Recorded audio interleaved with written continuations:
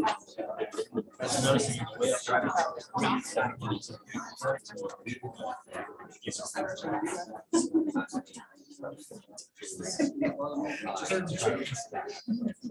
with their gavel.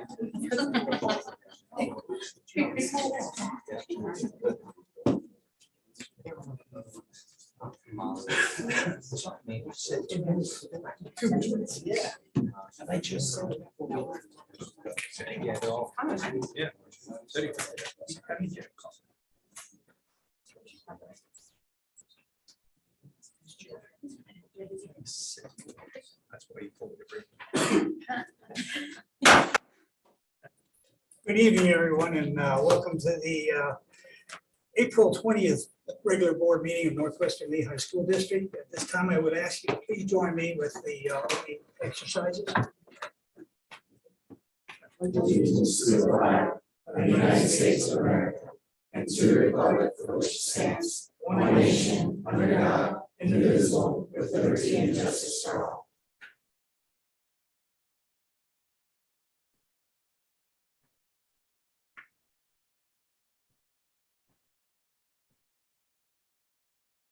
Thank you, and please be seated.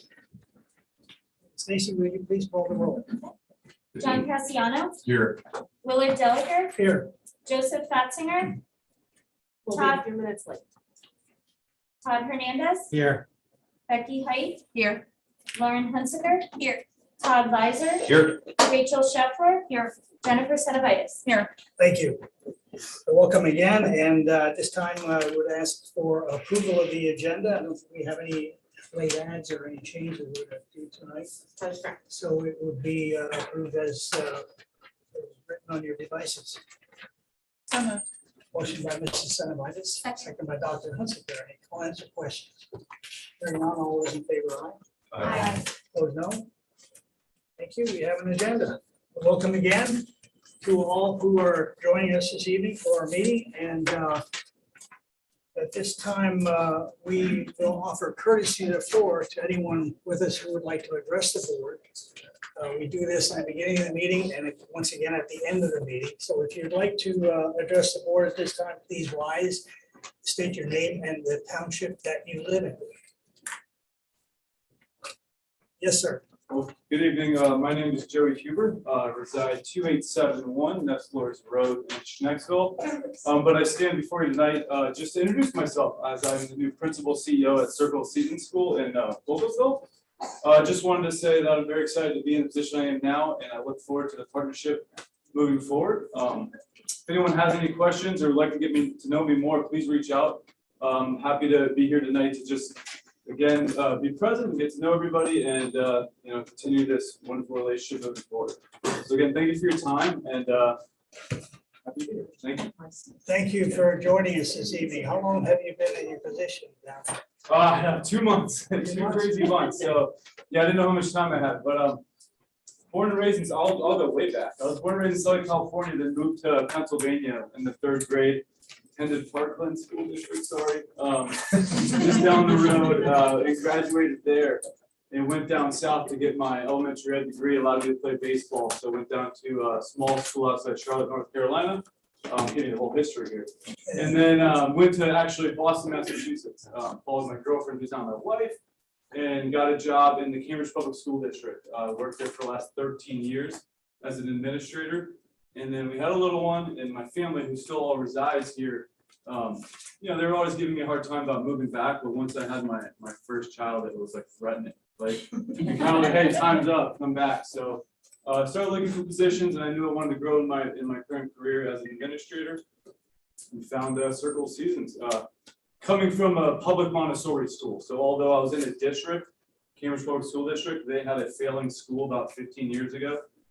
That the superintendent decided to bring in a new philosophy, so they brought in Montessori. So completely public, part of the district, but approach education through a Montessori lens.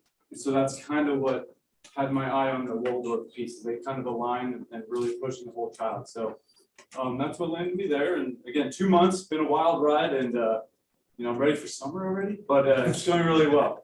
And I look forward to, again, getting to know everyone more. Thank you. Thank you for joining us. Hope we see you again. What's up? Thank you. Would anybody else like to address the board at this time? Seeing none, and again, we offer courtesy of floor at the end of the meeting as well. So next item on the agenda is approval of the minutes from the March 16th board meeting and the April 6th workshop. And we'll entertain a motion to approve those minutes. So moved. Motion by Mr. Lizer, Second. second by Mrs. Scheffler. Any comments or questions on the minutes? Hearing none, all those in favor, aye. Aye. Opposed, no. Motion carried. Well, we have an exciting time tonight with our presentations and recognitions this evening. We have a few retirements, and we'd like to honor Dave Hunsinger, who is with us tonight for all the service that he's brought to the school in his position at Luther Core Bank. So what I'd like to do is take the retirees from Northwestern Lehigh first, if we could. Certainly, I will turn the first one over to Mrs. Burlett and Mrs. Sermon. If you could both come forward, I would greatly appreciate it.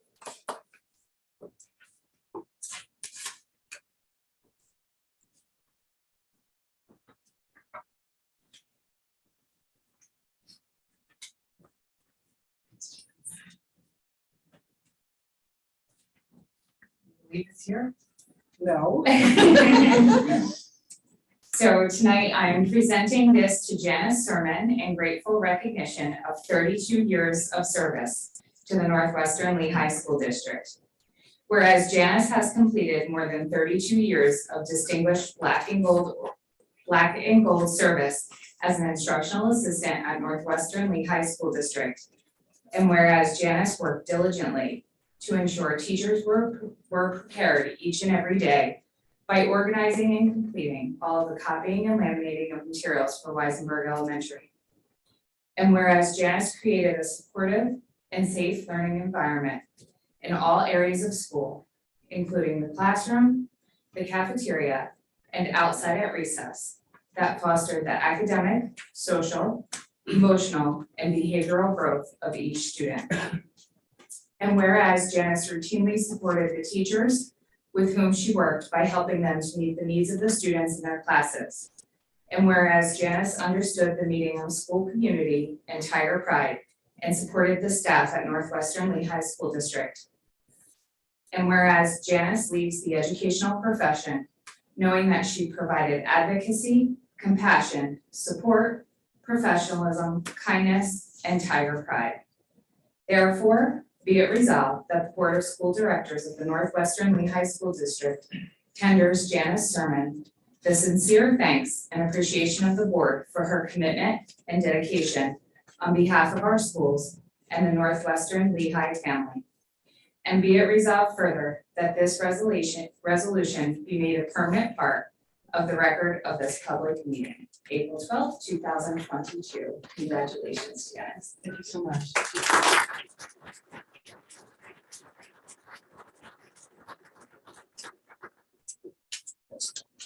You ready for this as well? Thank you. Thank you. Thank you very much. Thank you so much. Thank you so much.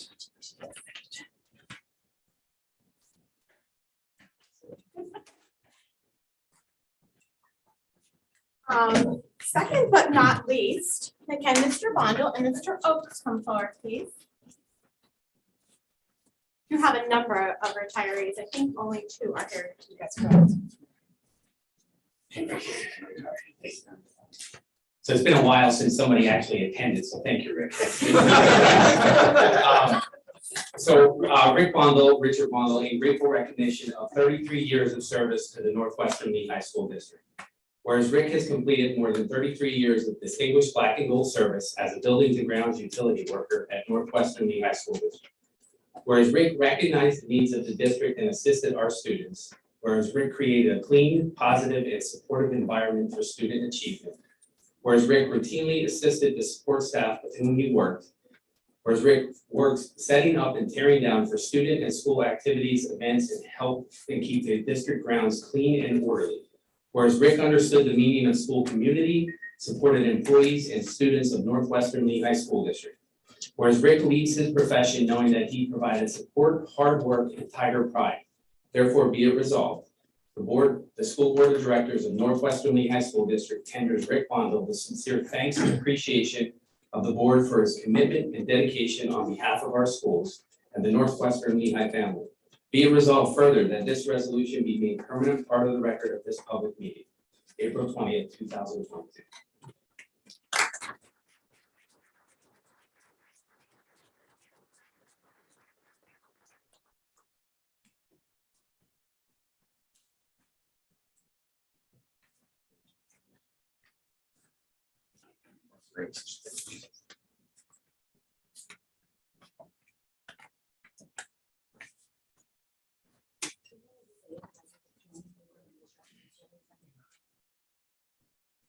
We do have Mr. Hunsicker here as well. If I could ask him to come forward. He is not an official employee, although sometimes it feels like he might be an employee. Good times, yeah. We would like to recognize him as well, and I will hand it over to Mr. Delaker.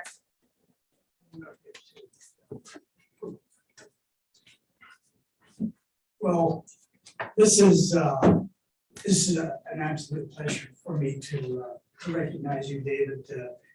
We've been working together as long as I've been on the board through the bank with the partnership that we developed over the years, which has really benefited not only the school, but the taxpayers and all the citizens in our community from the association that the bank has made with the school and all of the things that you made happen for us here.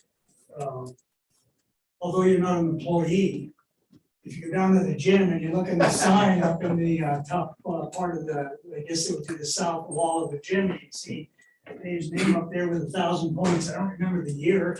That's pretty long ago. 70, okay. 1,000 points. For the record, my brother was first. I was second. Your twin brother. Yeah. For some reason, they went in alphabetical order, which drives my brother crazy. Right, Lauren? Yeah. That was before the 3-point line too. That was before a lot. but- And then, of course, Dave had a daughter and a son who went through our school system here at Northwestern Lehigh from K to 12 and very successful in their lives as well. So I grew up with my kids too as they went through this school. So we go back a long, long way. And because of all the things that you have done for us here at the school, we would like to recognize you also with a resolution signed by all the board members that are with us this evening. And I'd like to read that. It is presented to Mr. David Hunsicker in grateful recognition of his years of service to the Northwestern Lehigh School District and the Northwestern Lehigh School community. Whereas the Northwestern Lehigh School District owes a substantial debt of gratitude to Mr. David Hunsicker for his steadfast partnership. And that's an important word that we have here with you. And whereas Mr. Hunsicker's knowledge and expertise were invaluable resources to the Northwestern Lehigh School District. And whereas Mr. Hunsicker recognized the importance of building a strong collaborative relationship between the district and local businesses. And whereas Mr. Hunsicker understood the meaning of school community and supported the students, the employees, and families of the Northwestern Lehigh School District. And whereas Mr. Hunsicker now and will always be considered an honorary Tiger and be a part of our school family. Therefore, be it resolved that the Board of School Directors of the Northwestern Lehigh School District tenders Mr. Hunsicker the sincere thanks and appreciation of the board for his commitment and dedication on behalf of our schools and our Northwestern family. And be it resolved further that this resolution be made a permanent part of the record of this public meeting. April 20th, 2022. Congratulations and thank you.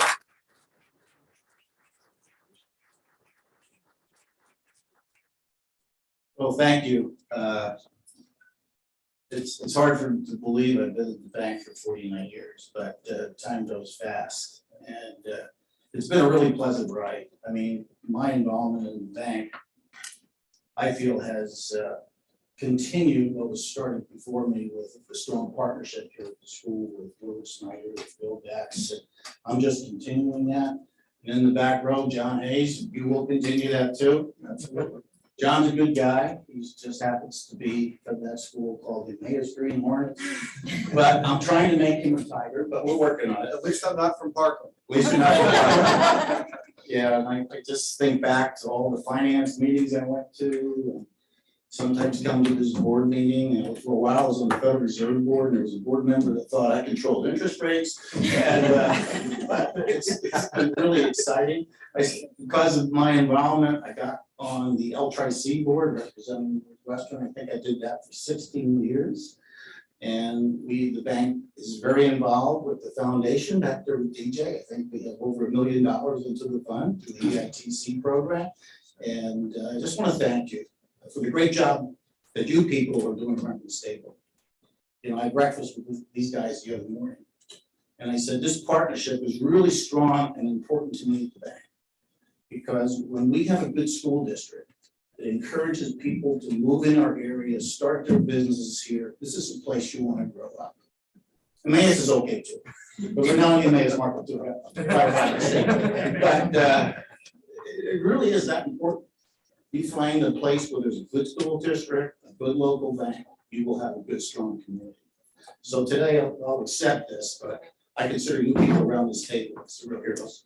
Well, hold on one second. What? With that, I believe I would like to invite TJ and Amy. Oh, We're not finished. We're not finished with you quite yet. Before you try to, I'm getting older by the minute, let's go. before you try to exit podium left. Excellent. So just a couple of words, David. I Obviously. thought when I saw you, there might be something. Oh, yeah. So for those of you who don't That's know, simple. DJ Wilbur is the president of the Northwestern Lehigh Foundation, and they also obviously have a large partnership with Dave and the bank, and wanted to recognize him as well. So do not- Absolutely. Absolutely. I certainly couldn't put into words better than what Mr. Delacour had already said, but, you know, just real short and sweet, you know, on behalf of the foundation, we would really want to recognize your longstanding and very generous support of not only the foundation, but like it already indicated, the school district, and even more importantly, the community as a whole, throughout your career, as long as you've been here. And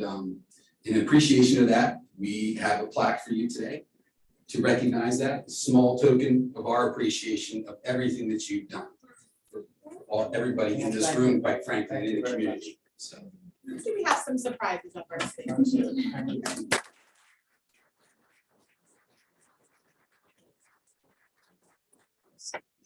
And go Tigers. We'll surround you and take a picture. Oh, I will.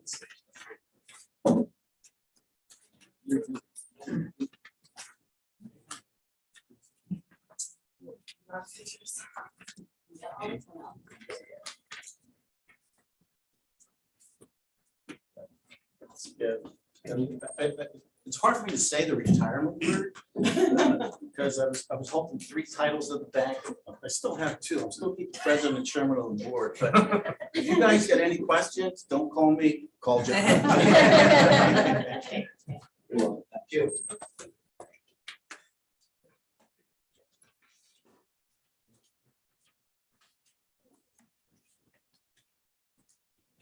All right, that was fun. There are a few other retirements. We will certainly put them into the record. Tammy Lee Half, Angelica Haviland, Timothy McGinley, and Marianne Richards, who are not able to be with us tonight. The resolutions are attached to your agenda. Mrs. Matee, I don't know if you wish to say anything else. Yeah, they were invited, but they had other plans, but thank you for recognizing them.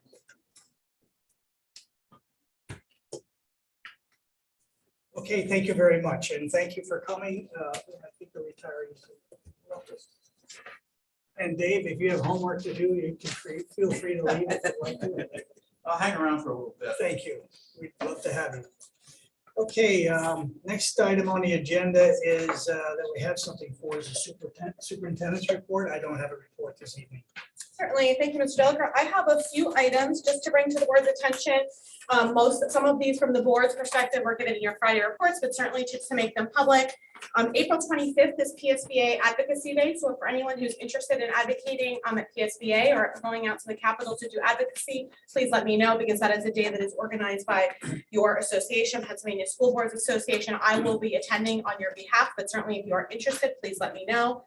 I mentioned to the school board, we did have at Northwestern Elementary about 2 weeks ago, an artist in residence, all very fond memory that Mrs. Hamlin and her specialist combo put on. Mrs.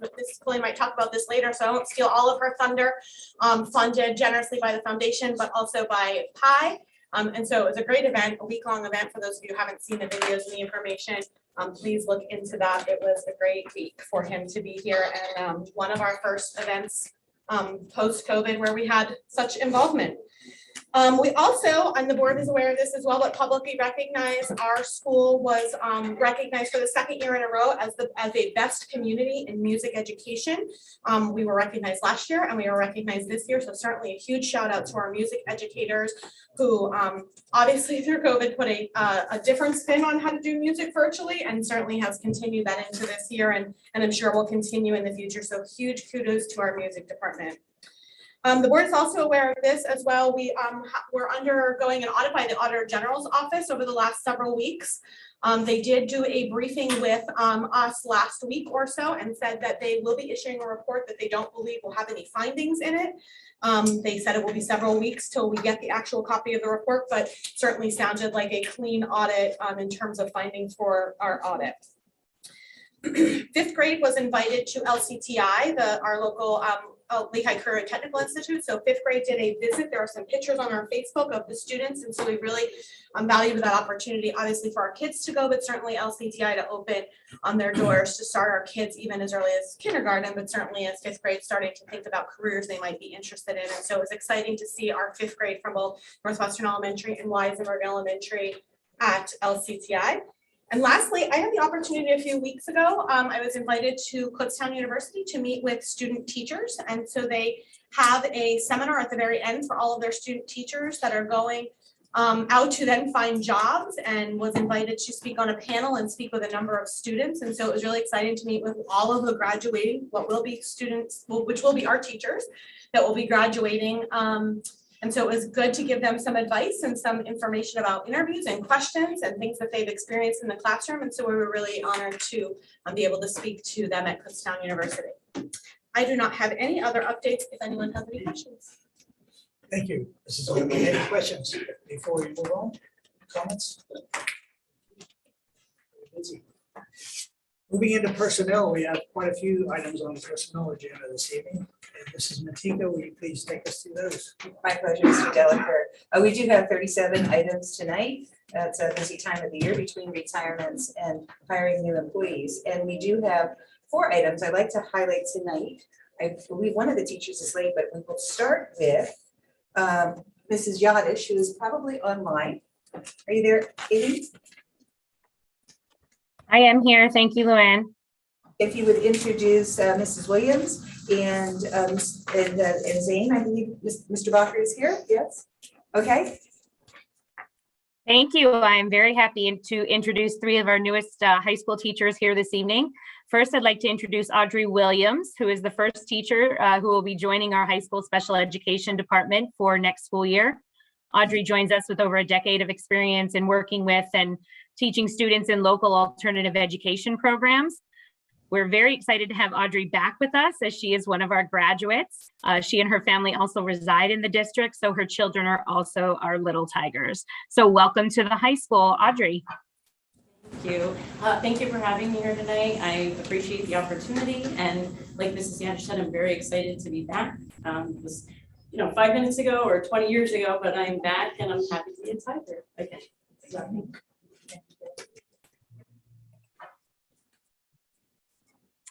You want to introduce Mr. Bacher? Sure. I wasn't sure if you were kicking it to me. My apologies. I'd also like to welcome Zane Bachert. He is the 2nd newest member of our special education department at the high school. Zane joins us from Schuylkill Valley High School, where he is currently an emotional support teacher. Zane has also taught special education and social studies in the Panther Valley School District, and he too spent time working with students in local alternative education programs.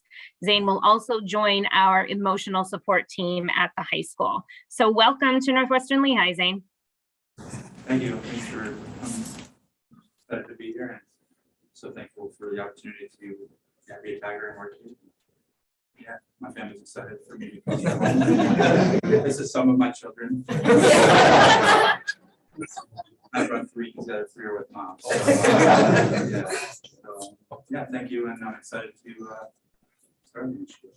Welcome. Mrs. Yadish, we did expect Cheryl Williams to be here, but we also know that she's in a volleyball tournament. I was able Oh, to get. there you are. I didn't see you. There you There you go. I didn't have time to change. Mrs. Yadish. You're That's good. okay. We see your dedication already to your students. I am also very excited to welcome Cheryl Williams to the high school as our newest biology teacher. Cheryl started her career as an environmental engineer and then chose to return to the classroom to earn her teaching degree from Kutztown University. She is currently working as a science teacher at Deer of High School, where she is also serving as the lone advisor to the senior class. So this is a very busy time for her as we quickly approach the end of their years in high school and graduation. Cheryl and her family recently moved to a lovely farm in our district, and her children are and will be Tigers as well. So welcome to the high school, Cheryl. Thank you guys. I'm so excited to become part of your school community, and I'm so appreciative of the opportunity. I love the area, and I'm so excited to be a part of Northwest Virginia. Welcome. I apologize for not seeing you. Oh, no, it's okay. And I have the last introduction, who is Caitlin Shaw. She comes to us with over 12 years of experience, most recently from Blue Mountain School District. She's told us several times during the interview she loves middle school age children, so we're excited to have her join our middle school. She's elementary certified. She's also 5th grade to 9th grade science and 7th to 9th grade math, which is a great combination for our middle school. So we do welcome her, and I believe she's also has a little tiger. And one little tiger and one that is going to be a little tiger next year. So going to 3rd grade and going to kindergarten. They love school. So I'm really excited to be a part of the community and become a tiger myself. So I thank you for the opportunity as well. I'm really excited to get a new start here at Northwestern. Thank you. So like I said, we've been busy. Administrators have been putting a lot of time in interviews, finding the right candidates to join our Northwestern family. Well, thank you. And at this time, I would ask for a motion to take action on all of the personnel action that we have in front of us, including the 4 people we just met. Motion to approve. Motion by Mrs. Scheffler, second by Dr. Hunsiker. Any comments or questions? Hearing none. All those in favor, aye. Aye. Opposed, no. Motion carried. And thank you for coming so we can put a face with a name.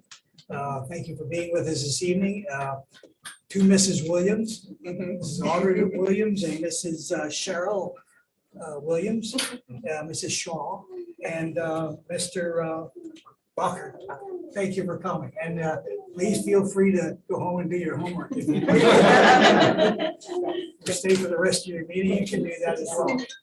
Thank you for coming, and congratulations. Welcome aboard.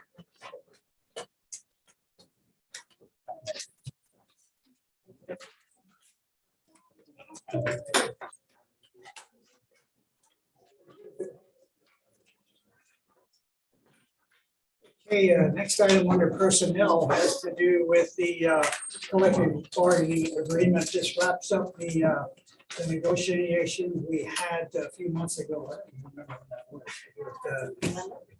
was.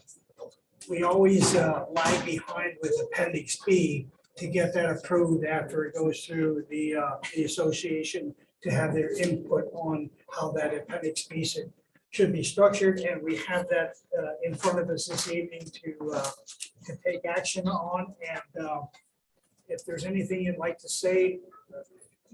The Appendix B is for the extracurricular coaches and department chairs. Yeah, right. Appendix B is the salary for the coaching staff. So I would entertain a motion to approve Appendix B. So moved. Motion by Mr. Fassinger, who negotiated the contract. Thank you. Second by Mr. Cassiano. Are there any comments or questions? Hearing none, all those in favor, aye. Aye. Opposed, no. Motion carried. And thanks again, Joe, for bringing this together, putting this together, and bringing it to us. Next item on the personnel is the support staff rate sheet that we have discussed with the board, and we have that rate sheet in front of us for approval this evening. And is there anything else we'd like to say before we take action on that? Nothing. We've vetted it several times. That's correct.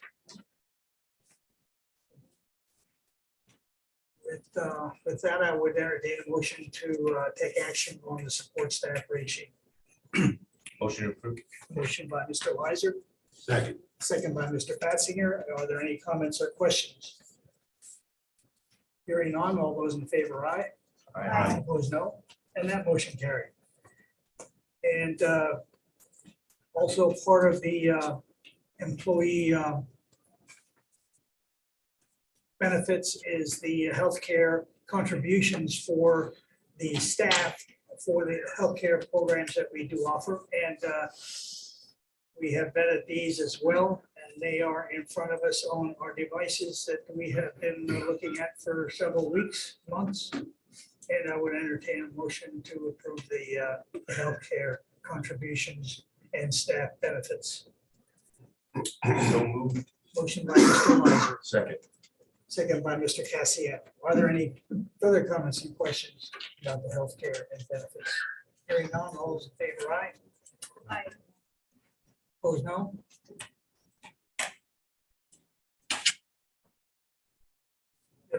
Is there a question?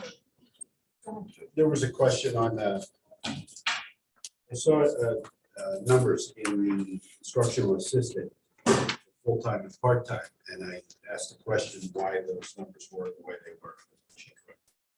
You satisfied with this? Okay. So we did take a vote and approve the item. Okay, moving on to our assistant superintendent's contract, and there was a technicality that required us to bring this back to the board in the, I think it was the tenure, the length of time that the contract could be approved for.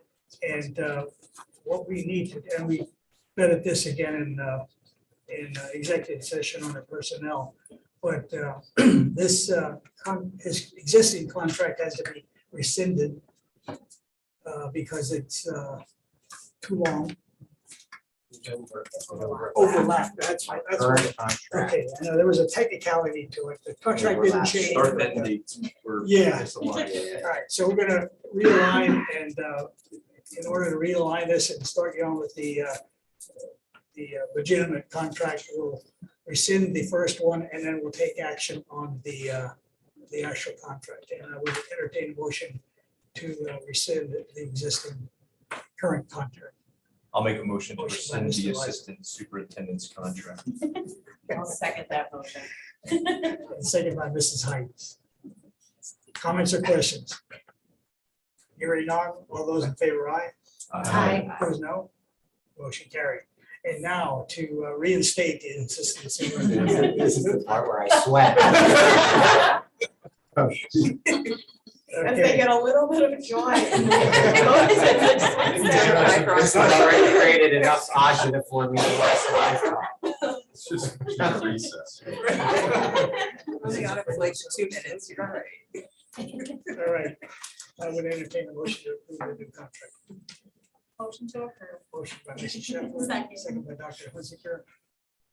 Comments or questions? Hearing none, all those in favor, aye. Aye. Opposed, no. Motion carried. Thank you. Award. Speech. Just thank you. All right, moving on to curriculum and building issues. We had quite a few of the curriculum documents in front of us for the last couple months. And this evening, we are going to take action on all of those documents. And Mrs. Spitzel is with us tonight. Is there anything you would like to add or to talk to us about before we take action? Yeah, I just want to remind everyone that these 31 documents were discussed and they were presented at the March 16th board meeting. They have been posted on the website since that time, and we have not received any feedback on them. And we would appreciate the board voting to approve them tonight. Thank you. Thank you, Mrs. Spitzler. And this time I would entertain a motion to approve the curriculum documents. Motion by Mr. Patsinger, Second. second by Mrs. Height. Are there any comments or questions about the curriculum documents? Very important thing that we do as a board to approve these documents, review them, and make sure that we know what is being taught in these in our school, and that it is in accordance with what our community values are. And with that, I would, let's see, we have a motion and second. I would, can we take a vote on this? No. All those in favor, aye. Aye. Opposed, no. Motion carried. Thank you. First, next on the agenda are the policies. We do have, let's see, we have a contract with PSBA that I want to talk to us very briefly about that again. I know we talked about it. No, I guess we didn't talk about it. I mentioned it at the last We board mentioned it meeting. at the board meeting. At that time, I was working with PSBA, engaging them in a contract to review and update the 100 and 200 level policies. We have approximately 100 policies contained within those levels, and 70% of those policies are 10+ years since they've been last reviewed. PSBA will complete a comprehensive review on using all the latest pertinent federal and state laws, our handbooks, collective bargaining agreements, audit requirements, and everything else to make sure that we are up to speed with regard to policies. They'll make recommendations to the district. We'll review them as an administrative team, and we will chunk them and bring them forward to the board for consideration. The recommendations we'll be bringing forward will be slightly different than what we do right now, whereby PSBA will be giving us a cross-reference document that shows the changes, because there's going to be so many of them instead of doing a track change as we do, currently. So I'd be glad to ask or answer any questions you may have. We're asking for your approval of this today.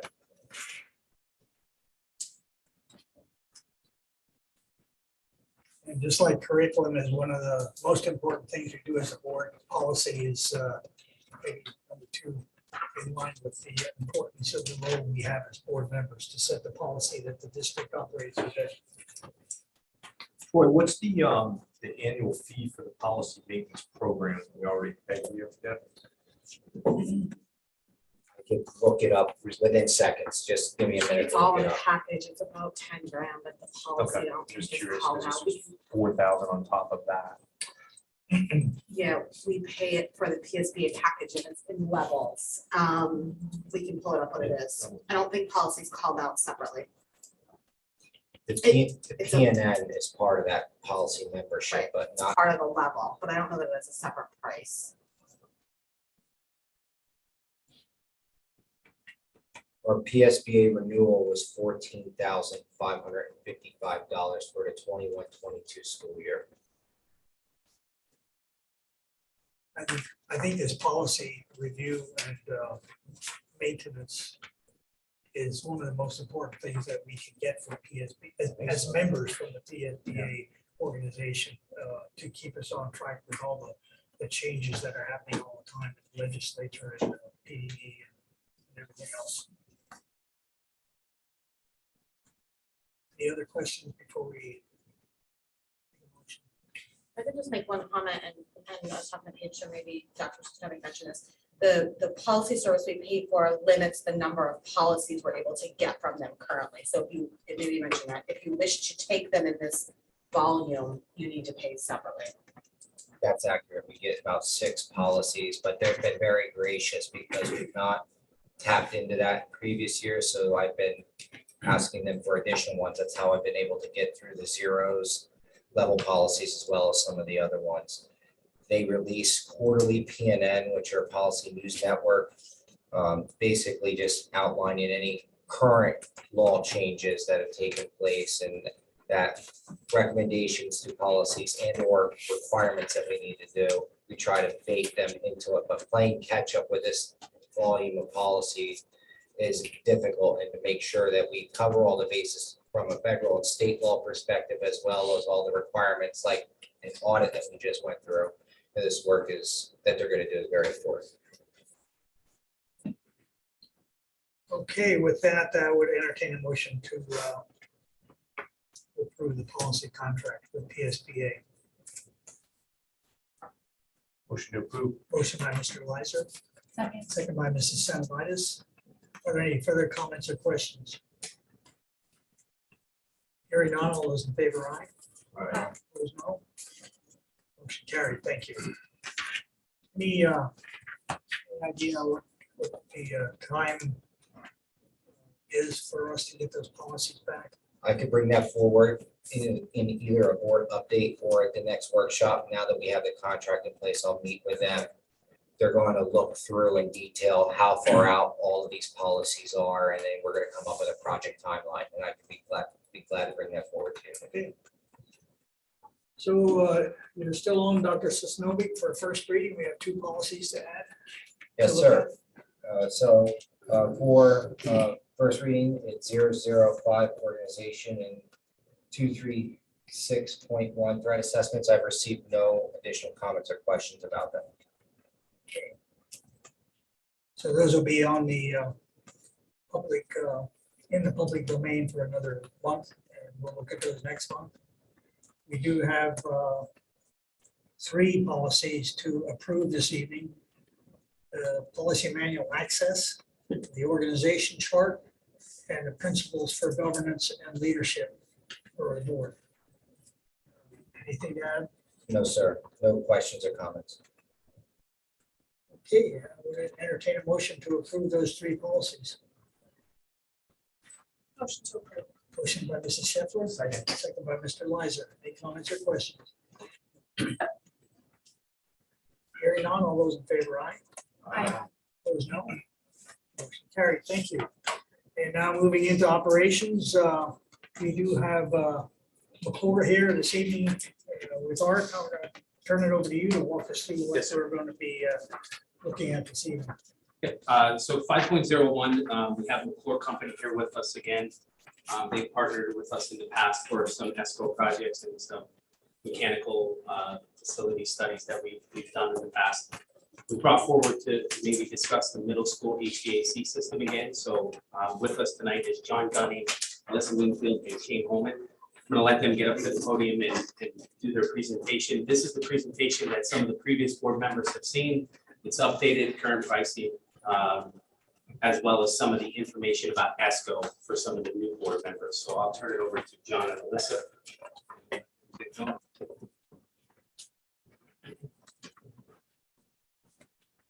Thank you, Mr. Oakes, and thank you for having us this evening. We're excited to be back. My name's Alyssa Wingfield. I'm an engineer with McClure, been with them for 15 years.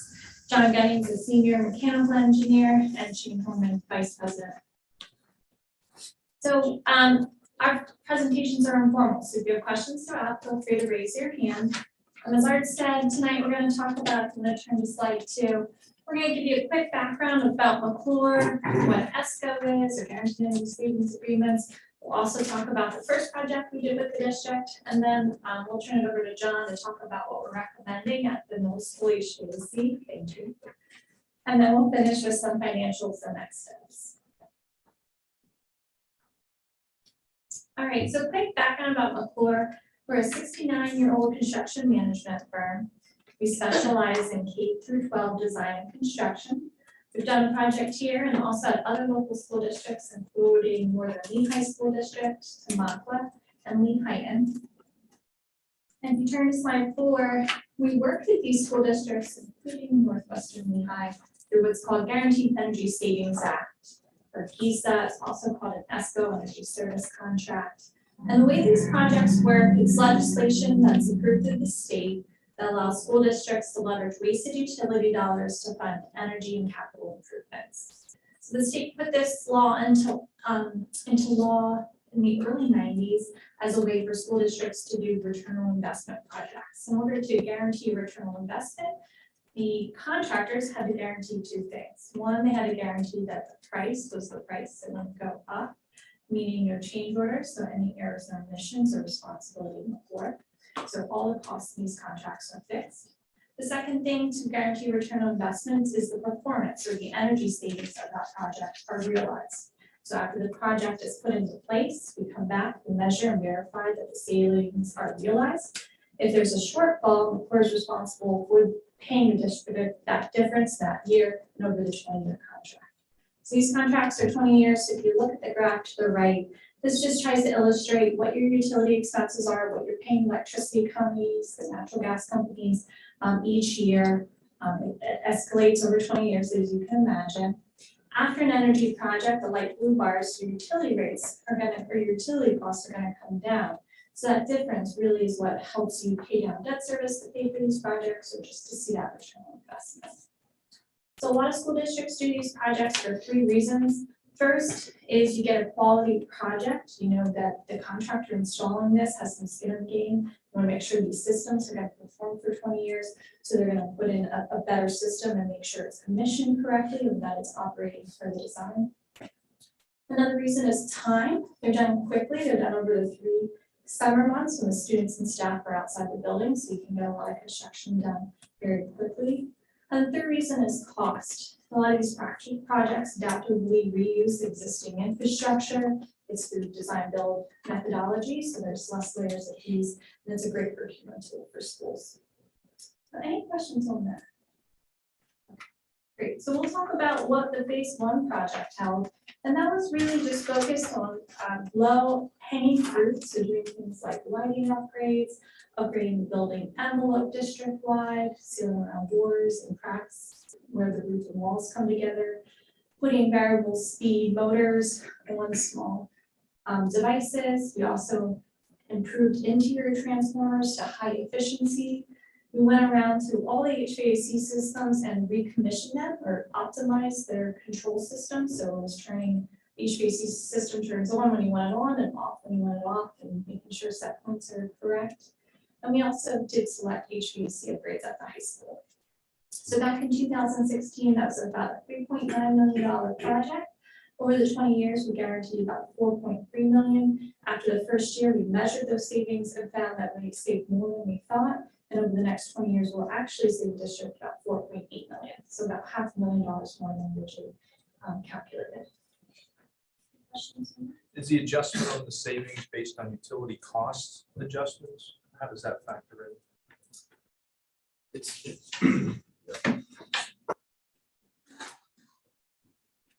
With speed. It's based on consumption, because it's the only thing that we can really measure. Right. So utility rates go up and down, but historically, over, say, a 5-year period, they translate up. So the only thing that we can really measure is consumption. So we start with a baseline of, say 8 cents a kilowatt hour. That's how we monetize this, and then we physically measure the consumption. So it's a kilowatt hour measure. Kilowatt hour, tons of gas, gallons of oil. Yep. Okay.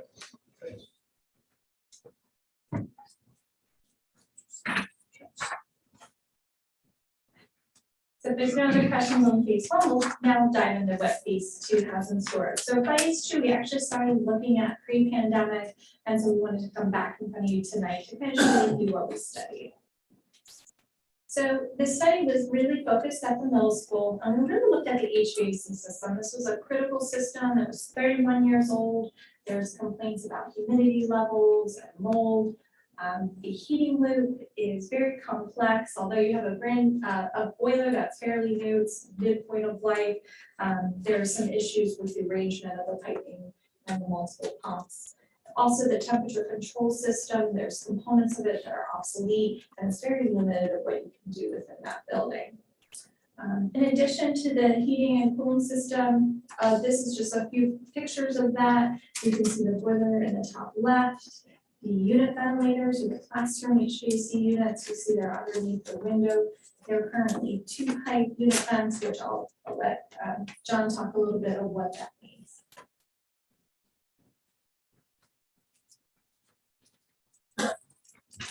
Thanks, Melissa. So my role in these projects is to really take a deep dive into the mechanical systems of the building. Whereas the projects cover very broad scopes, my focus is to dig deep into mechanical systems. So as Alyssa said, the main focus of the issues in the middle school were system performance and controls-based humidity issues, mold concerns, things like that. So that really became the focus of our investigation. One of the things we found is the building is equipped with a 2-pipe changeover system. What that means is there's one set of pipes that runs through the building, and you can either have heating water in those loops, or you can have cooling water in those loops. So what that means is you can only have all heating in the building or all cooling in the building at one time. Whereas most contemporary systems, there's zonability between room 101 on the north side of the corridor and room 102 on the south side, where there might be cooling demand on one side and heating demand on the other, or perhaps even just preference differences, or in some cases, even moisture differences, where we can have more ground moisture, let's say, that collects on one side of the building, and you have a dehumidification demand on one side of the building, whereas perhaps the other has the sun beating against it and more of a cooling demand. So as some of the bullets here say, administration has to pick a day and time that they're going to make a changeover. It is complex to change over, so it's not something you would do in the same day. It's something you essentially do once per season. These systems were very popular when cooling was went from maybe more so being an option in buildings to something that was a standard. It was a cost-effective way to share piping systems and to not add as much cost to the building. Unfortunately, as we got further into designs of those systems, we began to realize the limitations of those systems. In this case, not uncommon to school buildings of the area, unit ventilators, as Alyssa had shown in the classroom spaces in one of the photos. Very traditional system. It's a unit that sits underneath the window, one point of air discharge into space. As we'll see in one of the photos in the future here, the air intake for that sits right at grade level. So if you have moisture issues on the building exterior, the outside air intake wants to pull that moisture into the building, further exacerbating humidity issues within the building. And in the case of Northwestern Lehigh, in this case, flip to the next slide for the bullet. The bullet point was mentioning that there are no wall sleeves with unit ventilators. And what the wall sleeve is if you look in the bottom left-hand corner, the words there, airspace and wall sleeve surrounds it. Effectively, what it does is it connects the unit that sits in the room to that louver, to that outside air intake at the very exterior of the building. In the case of Northwestern Lehigh in the upper left-hand corner, where that air sleeve does not exist, air can get into that louver, and some of it via the fan will be pulled into the unit, but additional air can move into the exterior wall plenum, migrate throughout the plenum, and without absent a vapor barrier, moisture will travel through materials that travel right through brick. So what happens is you deal with even a more exacerbated humidity issue. So part of our solution would be is moving away from that unit ventilator and discussing of that moving forward. But our solution to those unit ventilator intakes will be on that right-hand side there, effectively sealing them off, insulating them for energy purposes, and preventing that as a moisture egress or ingress into the building. So here's the photo that I mentioned. You can see the openings in the brick there where you have the vertical course of bricks in the photo there, right at grade level. The openings between the brick are where the outside air is pulled into the space. And you can note in the picture here, particularly underneath the window there, some moisture caused growth of mildew and perhaps mold on the building exterior. Caused by an area that collects moisture, and that can be due to the building grade or site grade, excuse me, and how moisture moves into the exterior surfaces. But you can see the impact of it real life in the photos that you have here. So one of our goals would be obviously, let's get up off of grade there, so we're not pulling air and way off that moist surface. So you would totally seal off those intakes. Yeah, You well, see there in the. what we would effectively do is it would aesthetically look the same from the outside. When we pull the unit ventilator out from the inside, we would then put a sheet metal panel, painted black, so you don't see anything from the exterior. And then we put insulation in that space for energy reasons. We add a wall sleeve so that now we can't get moisture moving in and then through the walls up to the second floor to the adjacent rooms. And effectively seal that off so that opening to the building exterior no longer exists. But aesthetically, it still would have the same aesthetic from the building exterior, it's just no longer a building opening. Good question.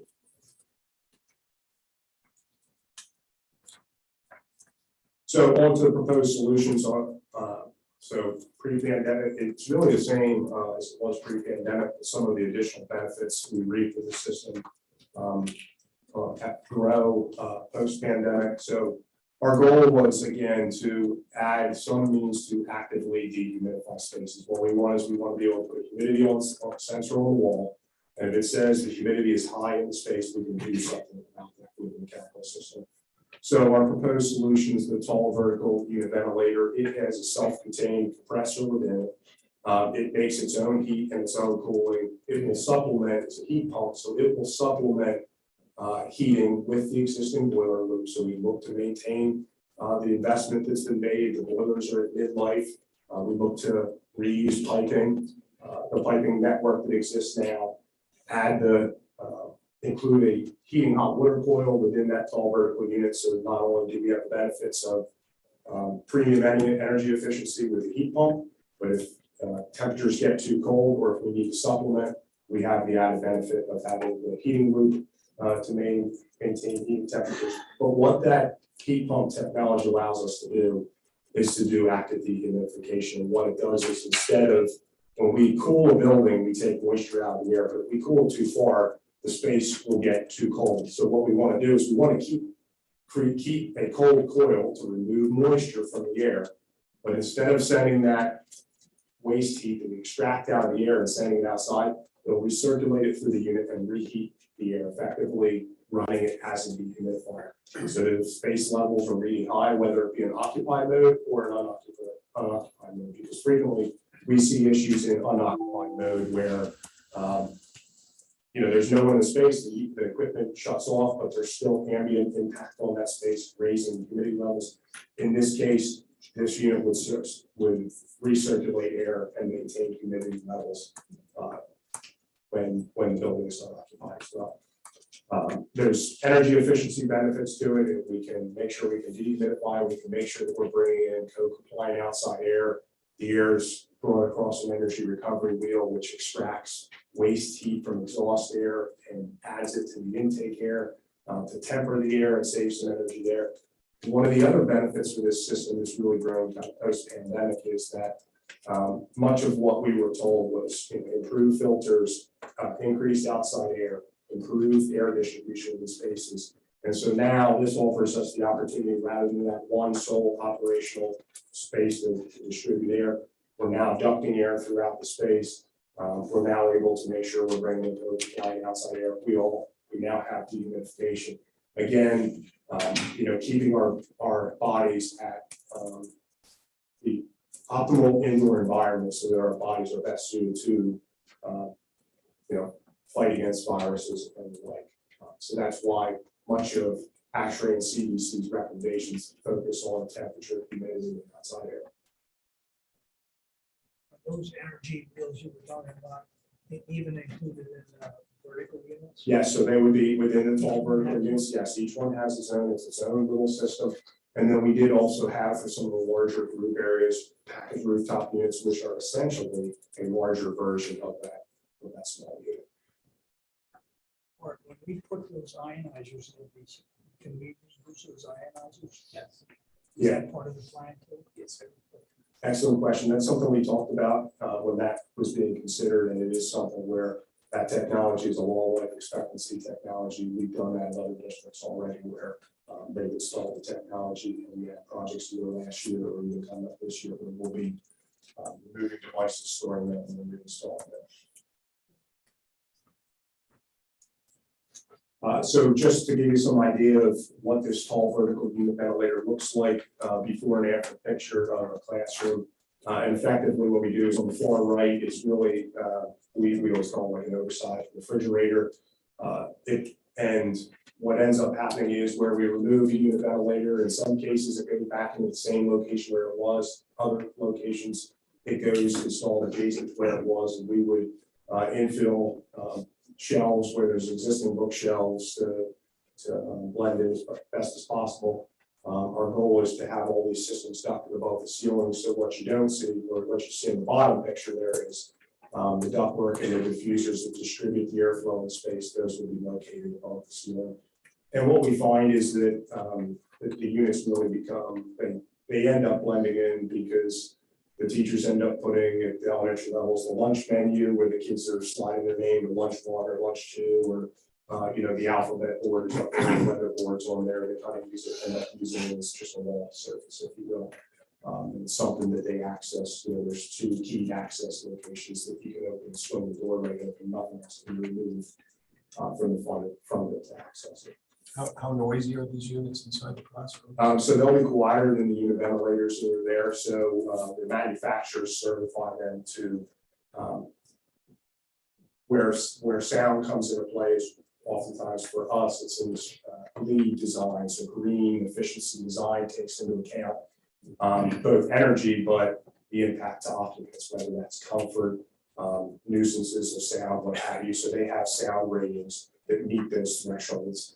So they are designed, and if they're designed to go in and rated to go in classrooms, then we always get them with the highest sound package that they offer specifically.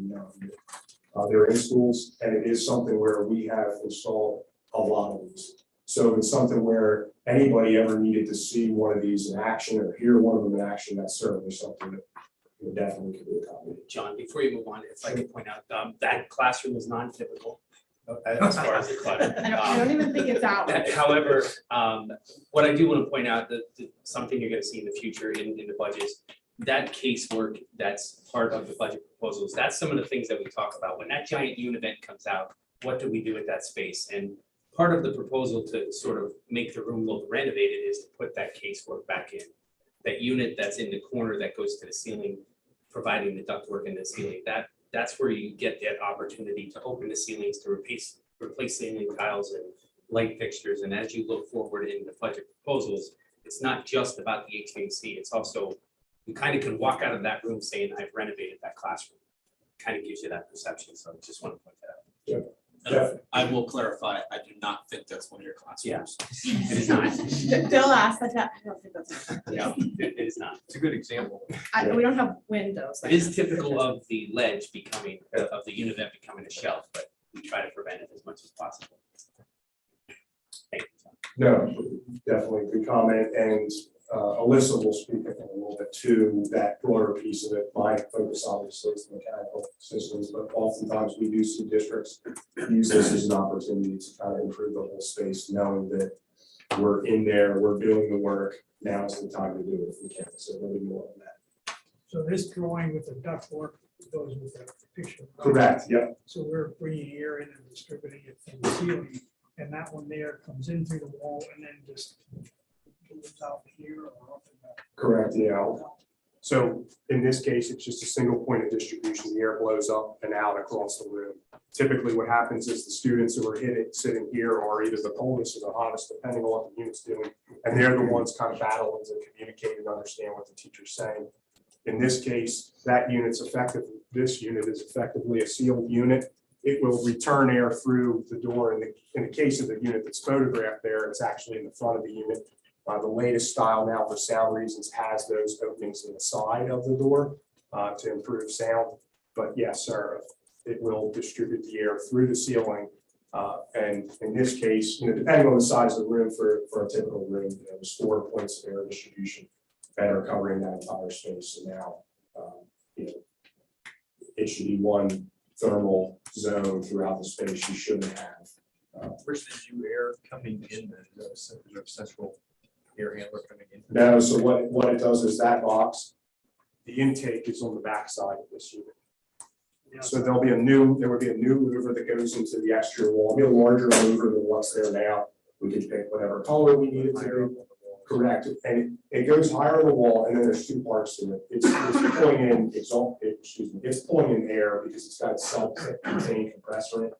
So it needs to cool that condenser air. So it's pulling a lot of air in down low, but the air that comes in to actually go to the zone is coming in from about 3 feet off of the ground. So the actual air that goes into space is coming from a much higher level. And again, it has the active dehumidification with it to maintain humidity levels within space. So as was mentioned earlier, one of the things that we do focus on is trying to maximize what you've already invested in. So in this case, we will try to reuse as much of the existing piping network as possible. What we will do is work with Mr. Oakes to make sure that if there's areas where there's been piping repairs, and we know from talking already, just earlier today, that there are some areas where we want to pay particular attention to. So we look to replace those, but we won't look to just wholesale go through and tell you, hey, because you're doing this, you have to do this. We try to maximize it for you. We'll also investigate the insulation, because one of the main areas we see when buildings were used with chilled water systems is as soon as the insulation gets wet, if there's any type of condensation that occurs, the insulation loses effectiveness, and the issues with the insulation propagates further and further. You can get staining with ceiling tiles from dripping and things like that from condensation. So we'd also reevaluating the insulation. As we mentioned earlier, the unit ventilator would be sealed airtight to eliminate that. And we look to add, obviously, a new control system to control all aspects of this, and to make sure that it's tied in with Mr. Oakes' existing systems at the other buildings that have been renovated. My final piece here was just to visually kind of show you a little bit of what we looked at. The red areas were corridors, storage rooms, mechanical rooms, where right now there's only heating in those spaces. We weren't looking to address anything in those spaces. Those systems would maintain, the heat would be brought into new control systems. But the areas in blue would be the tall vertical heat pump or tall vertical unit ventilators. Those are mainly the classrooms where we hope to use that design. The green color would be where those larger group spaces where we would be looking to use the rooftop units, which again would have the active dehumidification with them. And then finally, there is one area library, and then some select small group areas that didn't have any system in them now, but have since been converted from storage usage to some sort of educational usage. We've picked up a split system air handling unit, which effectively takes that self-contained equipment and splits it up and has one indoor unit and one outdoor unit, similar to what folks would have, say, at their residential system, but obviously much larger. And then dedicated VAV boxes for each space. The VAVs provide independent zoning for each of those spaces.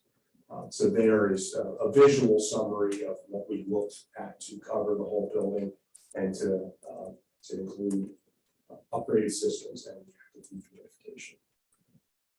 Any questions on the mechanical system? Can you define what the acronyms are? Oh, yes, the split system AHU is air handling unit, which would be the indoor unit. The CU would be condensing unit, that would be the outdoor unit. And the VAV is the variable air volume box that goes in the ductwork, in line in the ductwork in the server space. So, that air handling unit is what you might have in your basement or your attic. The condensing unit is what sits outside on the concrete pad. Some cases, people have a heat pump at their house and it's running in summer or winter. And the VAV box is what will actually modulate and match the demand and the load within the space and provide independence. Sure.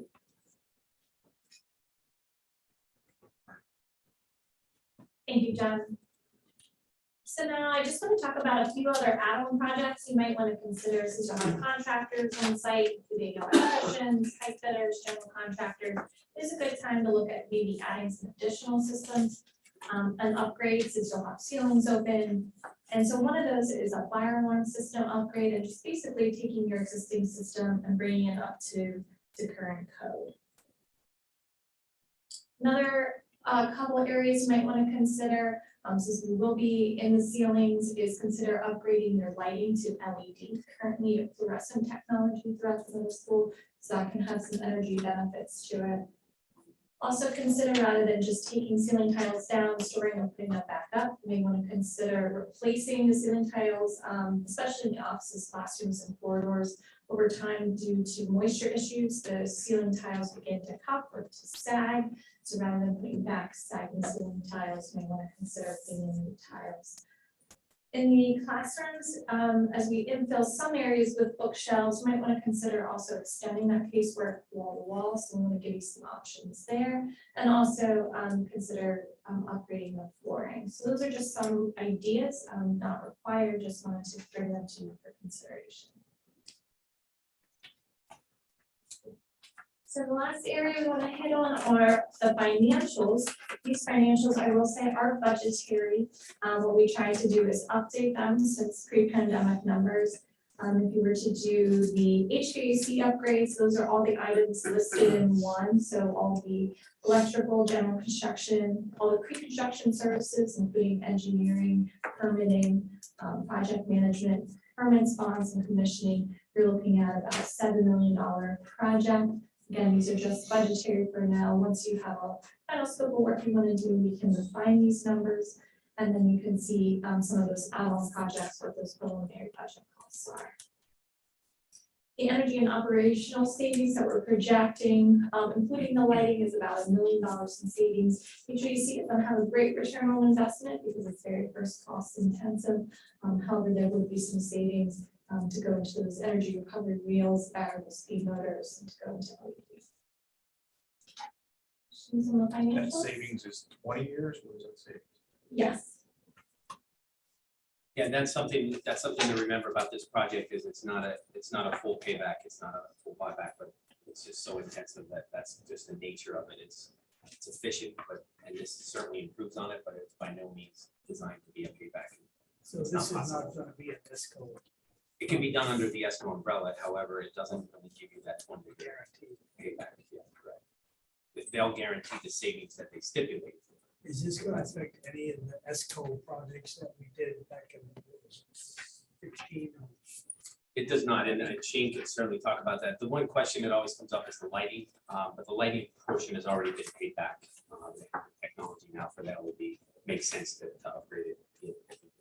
Yeah, the only overlap from 2016, like Mark just mentioned, is the lighting, but that is essentially paid for itself probably a couple times at this point.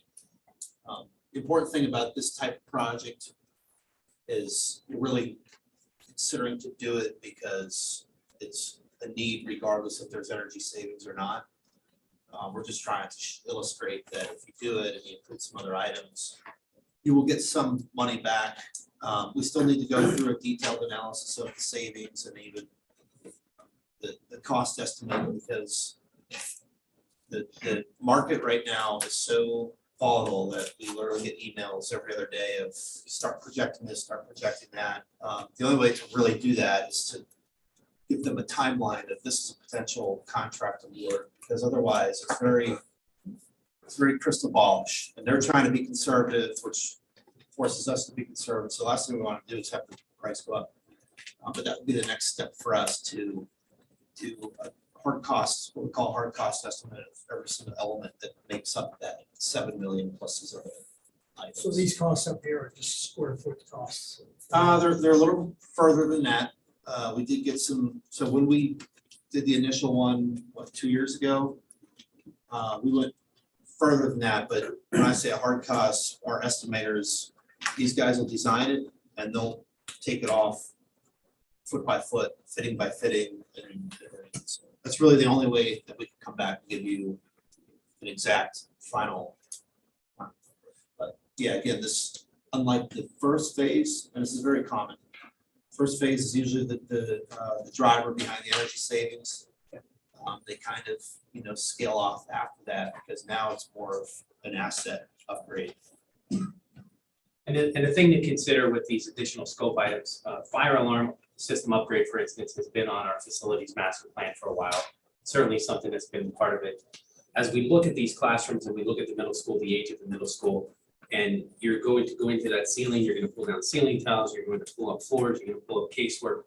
How do you wanna put it back? And that's the decision point for these, 3 through 6. Do we put it back in kind? Do we actually make an improvement upon it? Do we spend the money to make it look like it's renovated?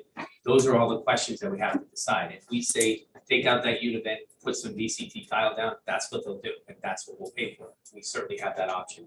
Those are considerations. Do not hurt or help the HVAC efficiency of it. It's just a matter of how we're putting that classroom back in order. And that's where those items come into play. Do you feel some of these budget numbers are conservative? For today, they could be considered conservative.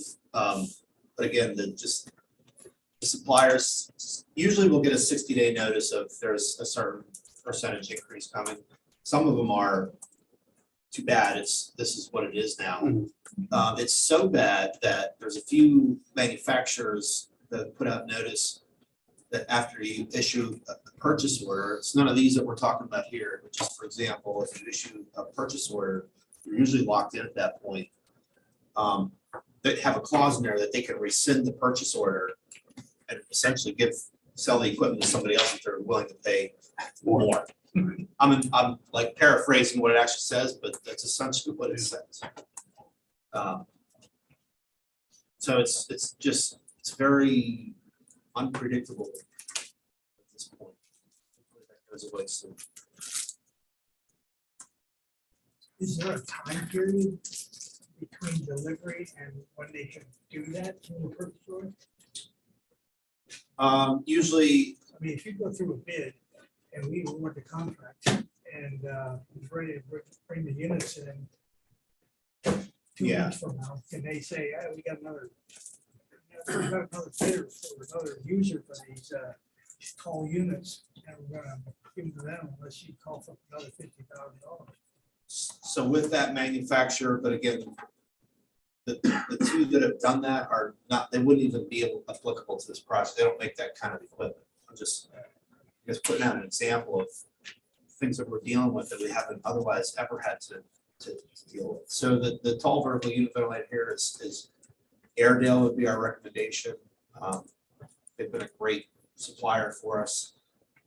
For the work that we're doing this summer, for example, we pre-purchased a lot of the equipment, rented additional storage space, and we started to receive them already, even though we don't need them until July, just to secure a line of manufacturing line and a secure pricing. So we're able to do engineering, 2 or 3 months ahead of schedule than normal. But just to be safe, we purchase the equipment. So we don't normally purchase it until around this time of each year, first school project. A couple questions. Airedale, where are they manufactured? Are they, yeah, Tennessee. Down in Carolinas. Okay. Art, we had the mold issue a couple of years ago, and I thought one of the reasons for that was that we don't have 365 HVAC in that building, or in at the time. This is a 360, this is a 365 system that'll run. Is that? Well, what we were doing at that time was we were turning the system off, closing the doors, and basically turning the building stagnant in the summer. And this now actually allows us to monitor humidity and then actually treat it. And that's something we do not have. What we do now is put all these portable dehumidifications in the hallways, classrooms, we put them all over the place and sort of keep a handle on it and cross our fingers when we turn it on in September, Does so- that affect the energy savings, the fact that we're running it 365 in the future versus? The intention would still not be to run it in an occupied mode in the summer. It would still be an unoccupied mode, but it would be able to, if there's a high humidity spell, we'd be able to mitigate it before it becomes a problem. They call it a watching mode. It's kind of always there monitoring, even if the building is unoccupied. If it sees humidity goes up just that, even if it's just in one room, that one unit would come on in a dehumidification mode to have brought it back down within limits, and then it would turn off. That mold remediation cost us what? Somewhere. It was. It was over 100 with all the It was over equipment we purchased. 200, I think, and we. Yeah, I thought so. we do have that calculated somewhere. I can get that for you. Yeah, just curious. It's We purchased a lot of equipment. We did. Yeah. Yeah, the remediation costs, but then certainly we did buy a lot of equipment. So like maybe when John talked about the noise. So the unit makes noise, but we also have dehumidification units running all over that building currently, which are noisier than the system itself. Yeah,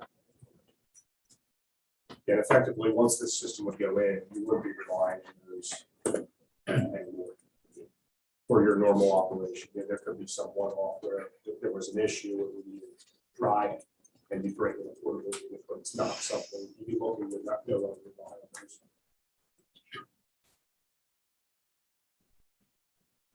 Any other questions? This is a. The last question I had was, what was the number on this project a couple of years ago? Is it equivalent? It's the same line items? It's 5.5? 5.8. 5.8. 5.8. I think it's And 5.8 now. 1.9 for the sessions. 1.9.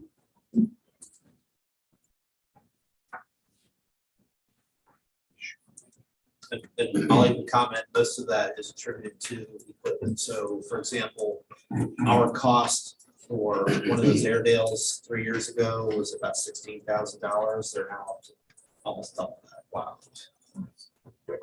Many of our equipment, It's continuing to climb. many of our equipment suppliers just for the first of the year is anywhere from 12 to 20% increases. And to make it worse, you can see the lead times. Again, they were 12 weeks. We never really had to think about it. We get it 12 weeks, no problem. Chillers, for example, are now 40-some weeks. None of the equipment here, but it's just. They can build them 90%. It's just the 10% of the product they can't get. So anything chip oriented is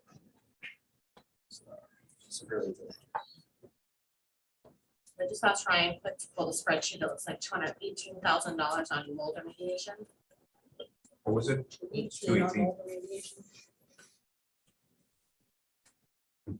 I'll just, I'm gonna turn it back to Alyssa so she can go over the schedule quick.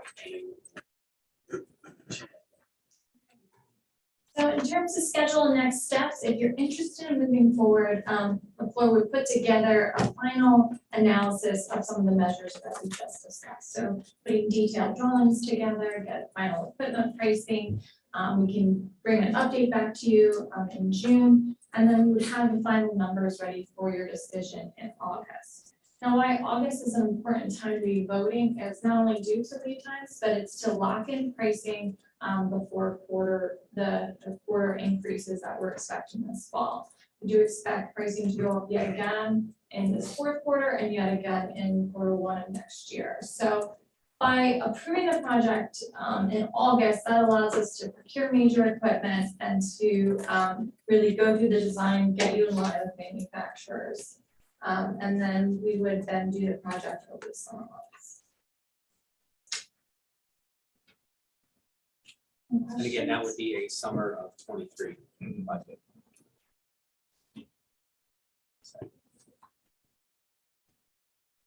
So ultimately, I think the reason we invited McClure back was because you wanted, for board members, obviously hadn't seen this presentation before, and we kept talking about, there still is an outstanding project at the middle school.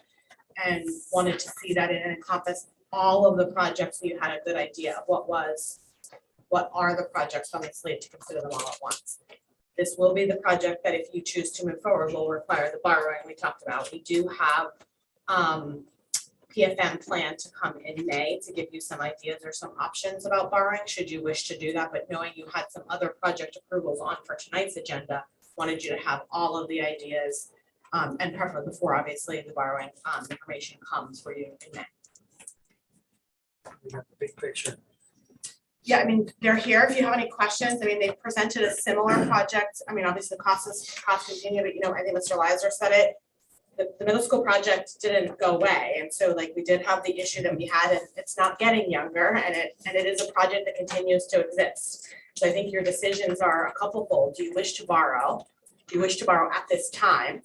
Do you wish to consider something like, we talked last meeting about the TIF and when the TIF money comes in, because you'll recall, even in Scott's estimates from PFM, the borrowing will add about $500,000 of debt service, which means adding $500,000 to your budget. And so do you wish to do that? And do you wish to do that now, or do you wish to time that with the TIF? I recognize the interest rate option, but that is also tied with the fact that you would have to use that in a limited period of time.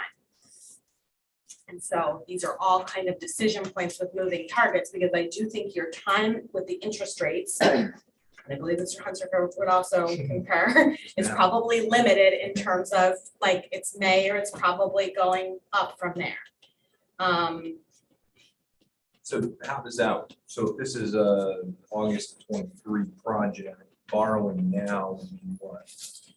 Well, the resolution that Ryan has had the most recent conversation with Scott from PFM, but the resolution would come for May for you to start the borrowing process.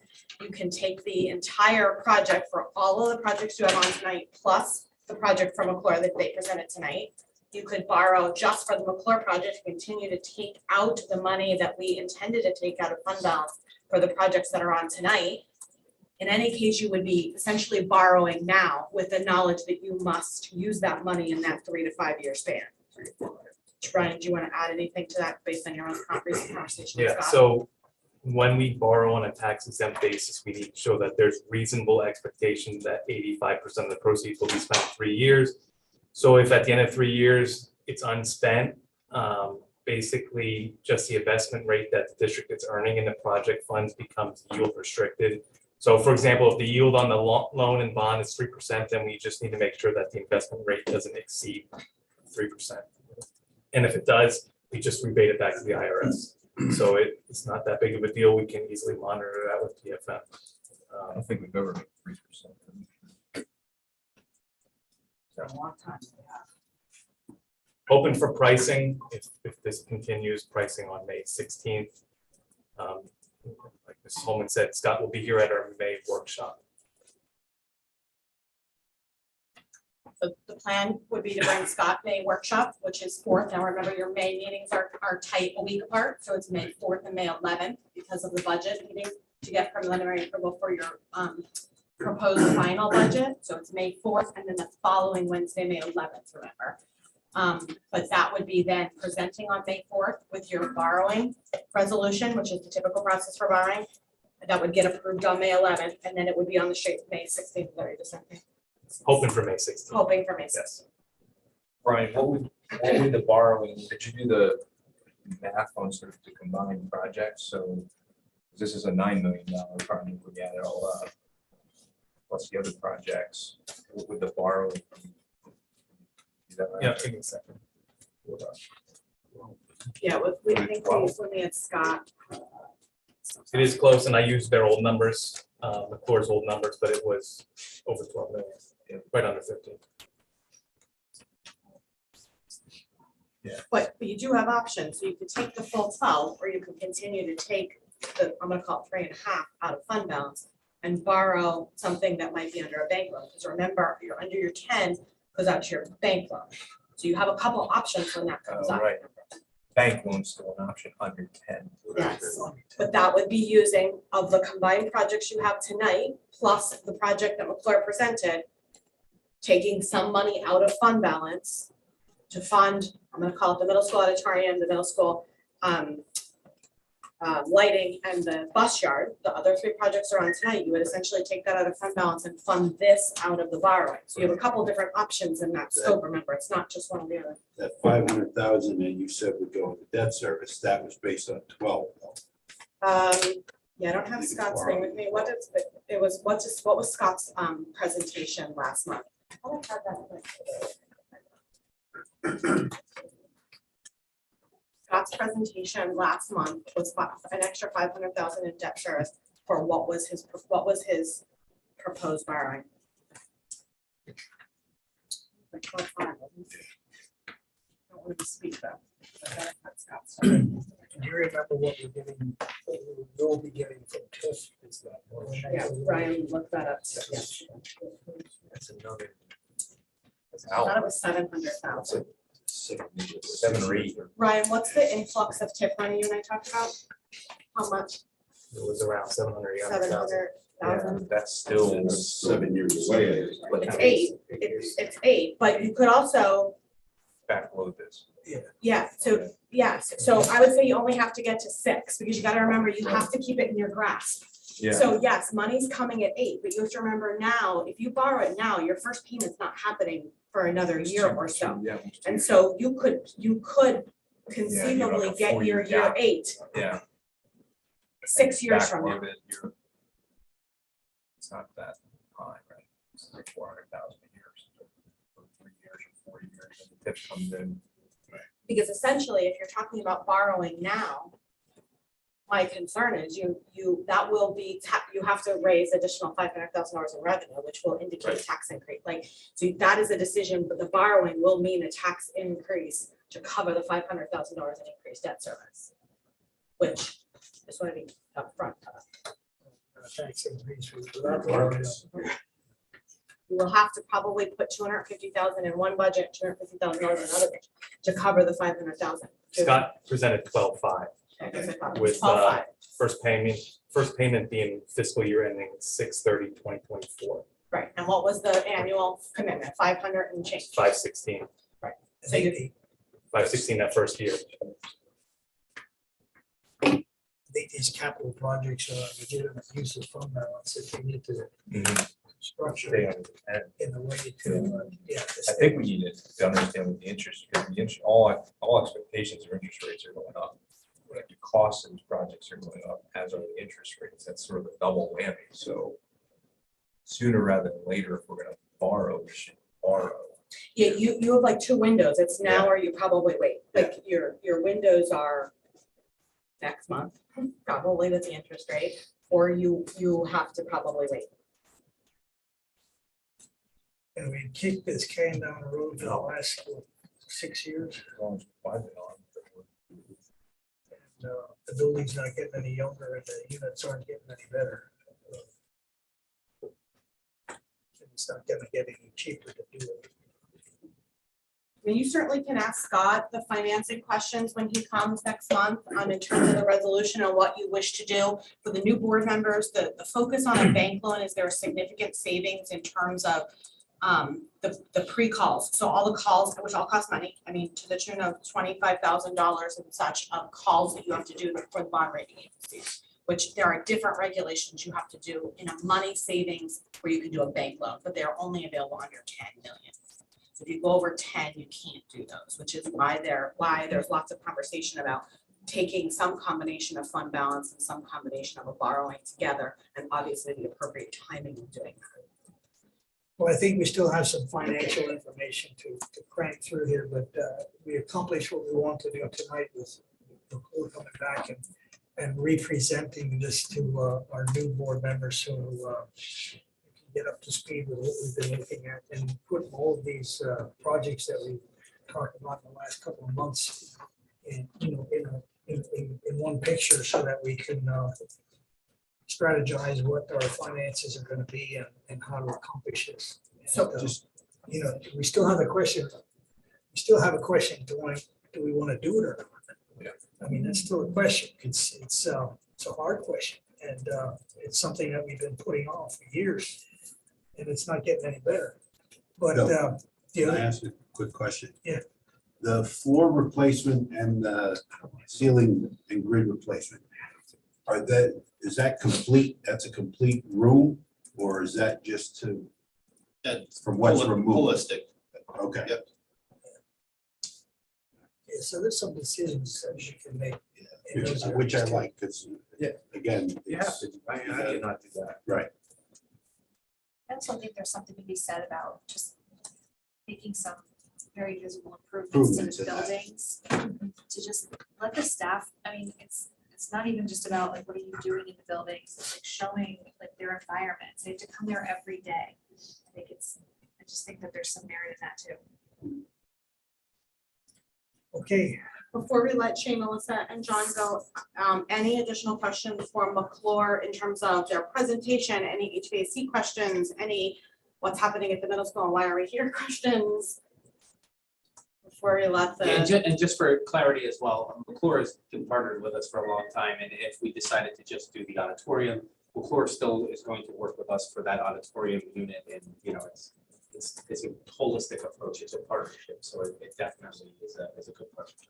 The one thing I'd be interested in is the fire alarm upgrade, like if we pull that out, how much does that project change? If it's its own project versus as part of this. Yeah, and we can. I would just be curious, is it sort of a separate project that needs to be done?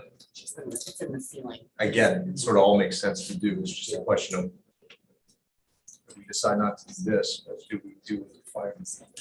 we do, I don't know if Art can pull it off the top of his head, but that is on the master's facility plan as a separate project. It is, but the number that's on there really represents just replacing the main panel. Okay, I was gonna This say is they're a, probably this is priced a full upgrade, pulling wires, you know, new strobes, horns, pull stations. Is fire alarm technology changing with wireless technology, or is it still pulling wires?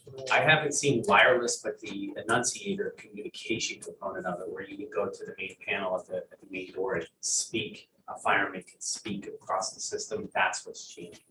That's what needs to be available. So in the high school, for instance, when we upgraded that, if there is a fire, the fire department can go right to that main vestibule and speak over the fire alarm system to anybody in the building or occupants, or that's really the biggest upgrade, is that voice capability. But it's still hardwired. Is that a code? It is a code. For when does the code kick in, new construction? New construction or renovation, if you decide to change it. We don't have to do it, but if we decide to Is change there a something, threshold, like dollar amount for renovations for it? I'm sure there probably So is. so this is an option, this is not a requirement. yet. Correct. As of right now, we're fine. We're compliant. Yeah, the only thing I would add is the middle school, the reason the heads of the units are for fire alarm is on the FMP is that building is historic in terms of false alarms. Yeah. I mean, that doesn't require the whole replacement of the system. He's right, we're completely code compliant, but middle school has its fair number of false alarms of those units. Yeah, it's the anomaly of the district. It's the one separate system. Everything else is one brand. It's Any other questions for the McClure folks before we let them go? Thank you. As Thank you always. again. We're very nice.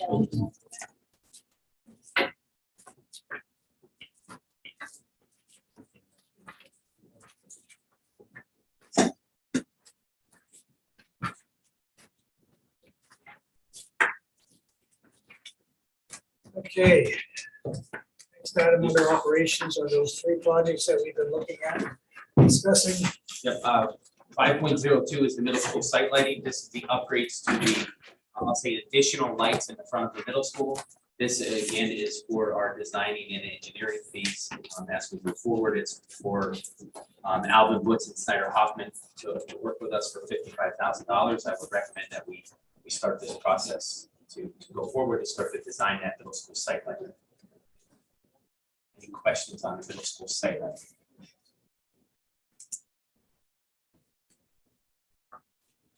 I think we'll take these one at a time. Yeah, because we have to talk about the next one. And let's take 502. Discussing this approval this evening would be just to initiate the design for the project. It's not that we're going to borrow the money and initiate the project. This is just for the design. That is correct. And the fees for this, until we initiate a project, would come out of our general budget. And then after we would initiate a project, it becomes part of a capital expense. Okay. 102, middle school site lighting. Motion to. What's the amount that is it this? 6970 for Snyder. Hoffman.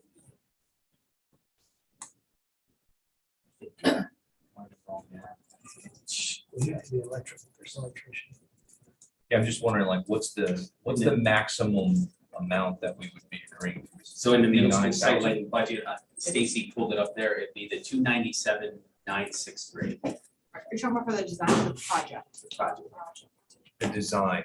Oh, basically, you're saying that The right now. Design is in the line item of the approval. So the total maximum for the approval is the 55,373. Well, Part of that 55,000 would include some site supervision from Alvin Woods, so if we decided not to do the project, some of their number would be backed up. Yeah, you said maximum though. Yeah. Maximum will be Okay. 55, yes. We would have to go through, we would have to Yes. actually do the project to get to that maximum Yes. threshold. Otherwise, it's really Snyder Hoffman's full now in a scaled portion of Alvin Woods. Is there a motion to proceed? Motion by Mr. Scheffler to proceed with the middle school lighting design. Second by Mrs. Height. Any comments or questions? Hearing none, all those in favor, aye? Aye. Opposed, no. Motion carried, thank you. Question on repairs, the fuel tank. Yep, so this one is the one that had the bigger conversation based on the fuel tank and discussions of pulling it out. We decided to give the recommendation to leave it in for the design purposes and put it in if you decided to go forward as an alternate. So when we get to the report, actually putting it out to street or onto the bid, we can put it in as alternates, and at that point, that's where we can decide what we want to pick or what we do not want to pick. Designing it. And as far as return on investment, which we brought up last time, Ryan certainly has some numbers on it, and I'll let him talk about the numbers. There is some return on the investment that could be discussed. It's certainly part of it. It's never been the intention for a return on that fuel tank. However, there is some return. Ryan, if you want to give what you found. Yeah, I did a little analysis on our last 4 years of fuel purchases compared to what the bid was. And, you know, anytime you do an analysis like this, you have to make certain assumptions. And I know we have COVID and what's going on with our gas prices now, but if I average it out over the last 4 years, I mean, you would see return on investment like 8 to 10 years, depending on what gas looks like in the future. But that's just based on our historical numbers right now. The other question that was brought up was about insurance, and based on insurance. So I reached out to our insurance company and they said that it would affect the premium little to none. They said that because it's a newer tank, it's less prone to leaks. So there's obviously additional insurance we can put on it, but you know, we have a tank up there now for diesel. It would be under that same policy and then basically no premium change. Gonna hold them to that too. So based on that information that Ryan just presented is the reason that we left it in there and bring it back as a proposal to design it and whole, and then we can decide at any, section if we want to break it out or do it as an alternate. Just to clarify for our new board members, when Art mentions an alternate, what that means is that you will get a price for just that item. And so you'll get to see how much the fuel tank costs and make a decision at that point. It is worth the return on investment or it's not, and you don't want to proceed. It just means it calls it out as a separate price. So you get to see how much it actually costs. Any questions on that project? I actually have one. Yes. There's been several community members that have spoken regarding this topic, and a couple things that were brought up were security concerns regarding the gasoline tank. Is there anything further that we would have to do to provide the bus yard with more security or to make sure that it's secure, or that the gas tank is secure? Yeah, I mean, the bus yard is secure. It has two electrically operated gates that you have to have a key card access to get in. There's no physical lock. You have to actually have a key card to get in. It is completely fenced in with a 6 foot high fence. The way the diesel pump currently works now is you have to have a specific key to actually turn it on. Those keys are located locked in the building and they're part of each individual bus as its own. A new modern pump would be similar. You would have to have a specific key card, then you would have to have a punch code in order to dispense it. It's not to say that somebody could jump the fence. I can't prevent that. Some of the things that we could look at with Dr. Cisnova, we could probably add some cameras up there that we currently don't have. If we could potentially run some wires out there or get point to point out to the end of the bus yard.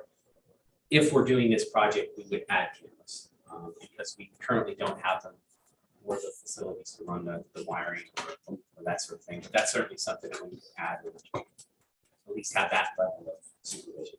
Yeah, I'm just gonna back up one thing. We have cameras, maybe we would add additional cameras. At that tank, we do not have, yeah, that's good. We have plenty of cameras in the district, just not out at that tank area where that would go. Any other questions? Is there a motion to proceed with the design of the bus yard repairs and the fuel tank? I'll make a motion. Motion by Mr. Hernandez, second. Second. Second by Mr. Liza. Any more comments or questions? Hearing none, all those in favor, aye? Aye. Opposed? No. No. No. Okay, did that? Okay. And the motion carries. Thank you. And the final item to consider this evening is the auditorium renovation in the middle school. This is another item that we've been talking about for some time as well. This is a middle school auditorium entrance area renovation. This is $496,713. That again would be if we fully went through with the project. I believe that the Alley 5 portion of it for the design component is around $180,000. Some of Alvin Woods's would be to check over the documentation and facilitate bidding. So if we decided not to move forward, we're certainly on the hook for some of it, but not all of that money. This is a full renovation. As we get into this design, we'll figure out what we can achieve by reutilizing some structure in there or any items that we can save and cut some costs. Any questions on the auditorium? I think this is the third time we're trying to do this. Sure. Renovation in the last 12 years. Yes, sir.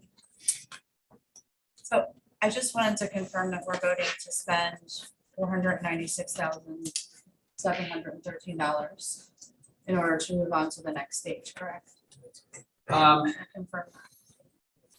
Not totally. That would be the total cost if we went fully forward with the project. So Alvin Woods, part of that is a lot of construction oversight. If we did not move forward with the oversight, we would not have to pay Alvin Woods for that. That's the construction management portion of it. Correct. I just want to be sure when I'm voting, I know exactly the amount that I'm voting for, so I just want to make sure. It's the maximum amount. If you decided not to proceed, some of it would come off. The two contracts total that amount. If we stop the process at some point, whatever services were not rendered, we would not have to pay for it. Pause the contract at some point. Can you pick it up further down as long as it's not too far and they don't have to redo everything? We pretty much could set the rules as we see fit under the contract agreed terms with Alloy 5 and Alvin Woods. For instance, when we finally get forward with Alloy 5, that's an AIA contract, is what how so it's very stipulated. And Vince can probably talk about it. It's very stipulated at what segment they get paid and how they get paid. The Alvin Woods is laid out a little bit cleaner, where it's pre-construction, construction documents, during construction, post-construction, and those fees are set out. It's a little cleaner. It's a little easier to discern what you don't pay for and when you stop. You just have to sort of agree on that level where you stop. The Alloy 5 cost is $108,000 for the design of the architect's design. And then if we go into the Woods proposal for the construction management, is that in there? Yeah, it should be under Stacy. AHP. Pull it up, the Alvin Woods one. So if you pull up that one, yeah. So if you look at that contract that's behind Mr. Gallagher, That's 386. yeah, those segments, if you did not go forward with the construction oversight because you didn't go forward like that third level down, that's $233,000 you would not pay for if you stopped. It will come in pre-construction and it'll do value engineering to take a look at the architect's design to see if there's some cost savings that can be had, which is a cost. And if you don't do that, you just take what you get from the architect. If you have this other construction manager looking at it with the school district's interest to question architectural design and material and that kind of thing, that's what we're paying for there. That's correct, and part of that fee service in that bidding component is that they take the school district required documents for bidding procurement. They facilitate those documents, they reach out to people, they get it onto the street, they bring everybody together in a legal fashion where all questions are answered, everything is open in public, and then they facilitate the spreadsheet for the board to see as far as who gets awarded what bid. So the minimum would be around 140, I would say. And the maximum would be what's on the agenda, 496. That's good. So is there a motion to go ahead with the middle school auditorium renovations design? Motion by Mr. Passier, Second. second by Mr. Lizer. Comments or questions? Hearing on, all those in favor, aye. Aye. Opposed, no. Motion carried. Thank you. Next item on their operations is the bus patrol agreement, and this was presented at the last workshop. And these are the cameras that would be installed at no cost on the buses to monitor violators of a bus stop. And the violators' fines that are paid would be used to pay the cost of the cameras. That is correct. It's for the purposes of 8-way violations. When a school bus is at a stop and the stop arm is out and the red lights are on, if a car drives past that school bus when it's in that mode, it becomes a ticket or a violation. And it's for the safety of the students.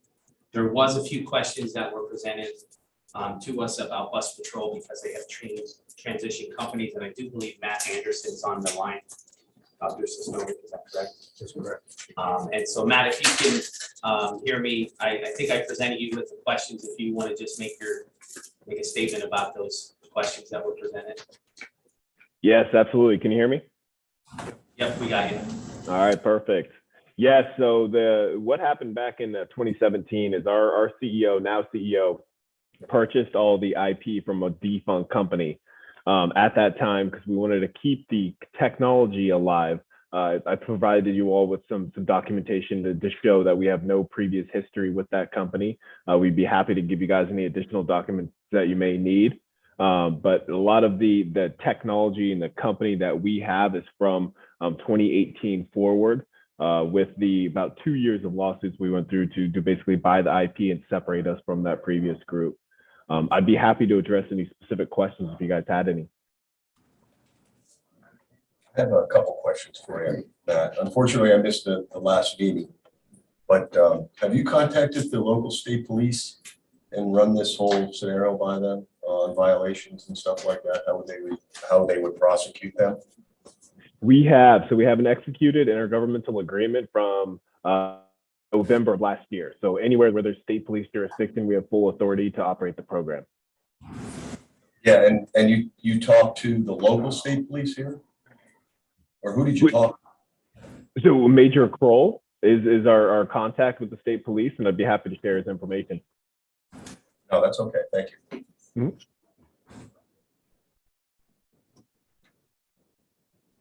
Any other questions for Matt while he's on the line? Are there any questions regarding the article that were sent that had the issue with I think it was a 2018 article about the issue with the previous company that would call for cause? No, but I assume that this is a question for the attorney, but any agreement we strike would presume any liability for use of technology that, if it was to come back, that they somehow are liable for some IP infringement on some old piece of technology, that's on them, right? That liability would be. We have Identified. we did put language in there.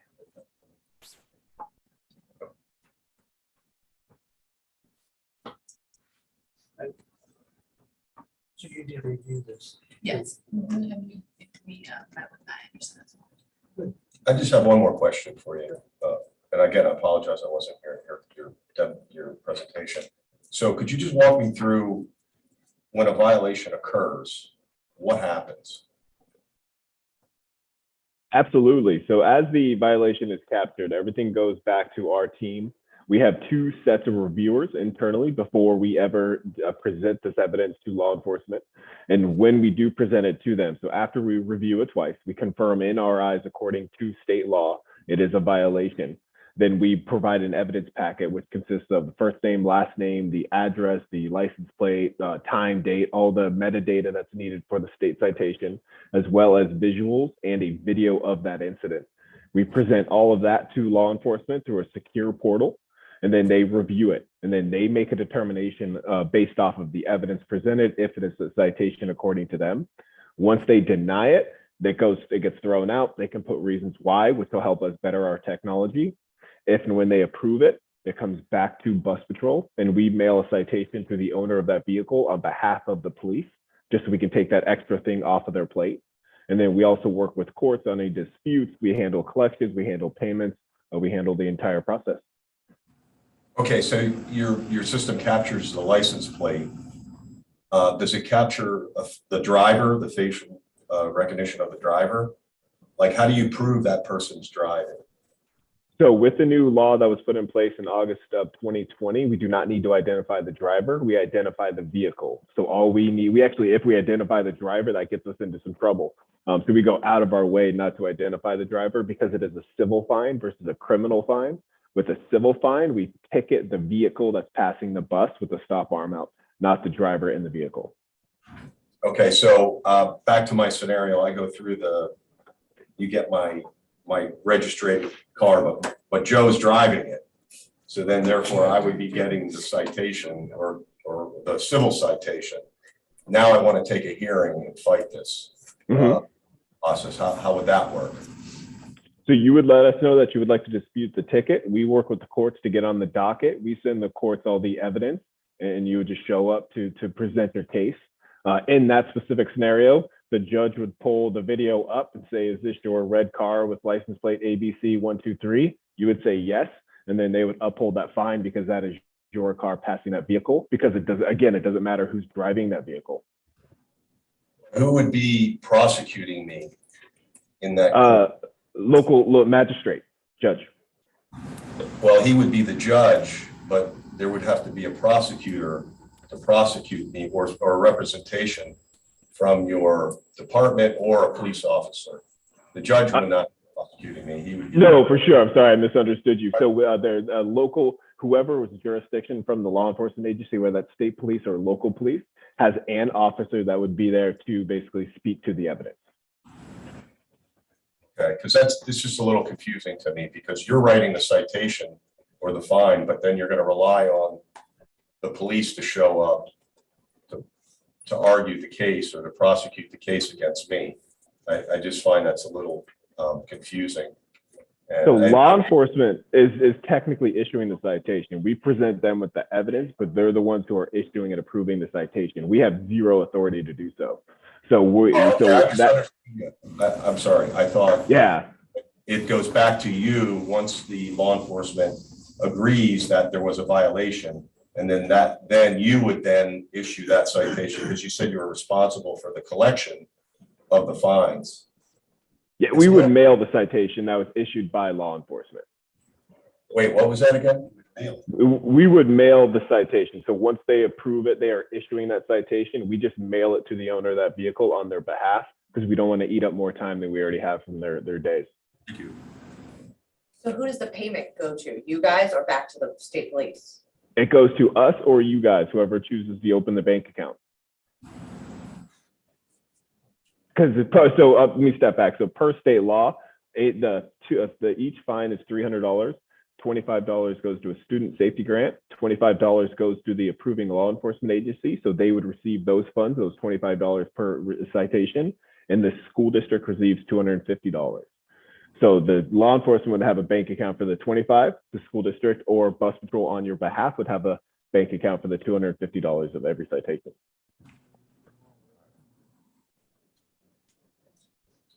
And just to answer some of John's questions, we do this now without technology. I would just say, so we send oftentimes our drivers down for blowing through our red lights. No, not understand, but they're a witness to the incident that occurs. They are, but they don't have the technology to prove the car or often catch the And license plate. I will tell you for clarity, we're not very successful because usually a driver can't recognize in time a car, a license plate. If you don't have all the digits, it gets denied. You know how those going on. How many times does this happen? Yeah, that was my next question. How many reports are we getting here at the district? We only get a couple a year because it's the only time that we actually get enough evidence to report it. If we don't get a full license plate picture of the driver or the driver views the driver, we can't even send it to the state police.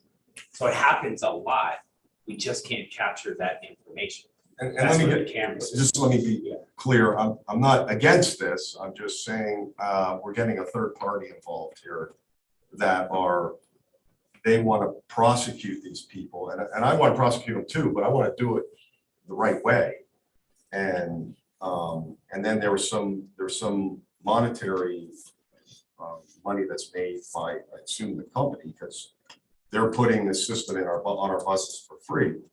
There is, the value of the camera system is paid for by the potential of earning the fines. And if once we if there's enough violations that the cameras get paid for, then the school district could potentially get some funding. But that has to occur first, if I understand it correctly from the agreement, right, Paige? That cost of those cameras, which we currently do not have, unless we want to buy them ourselves, that gets paid for first, and then there's a potential for the district to get some money.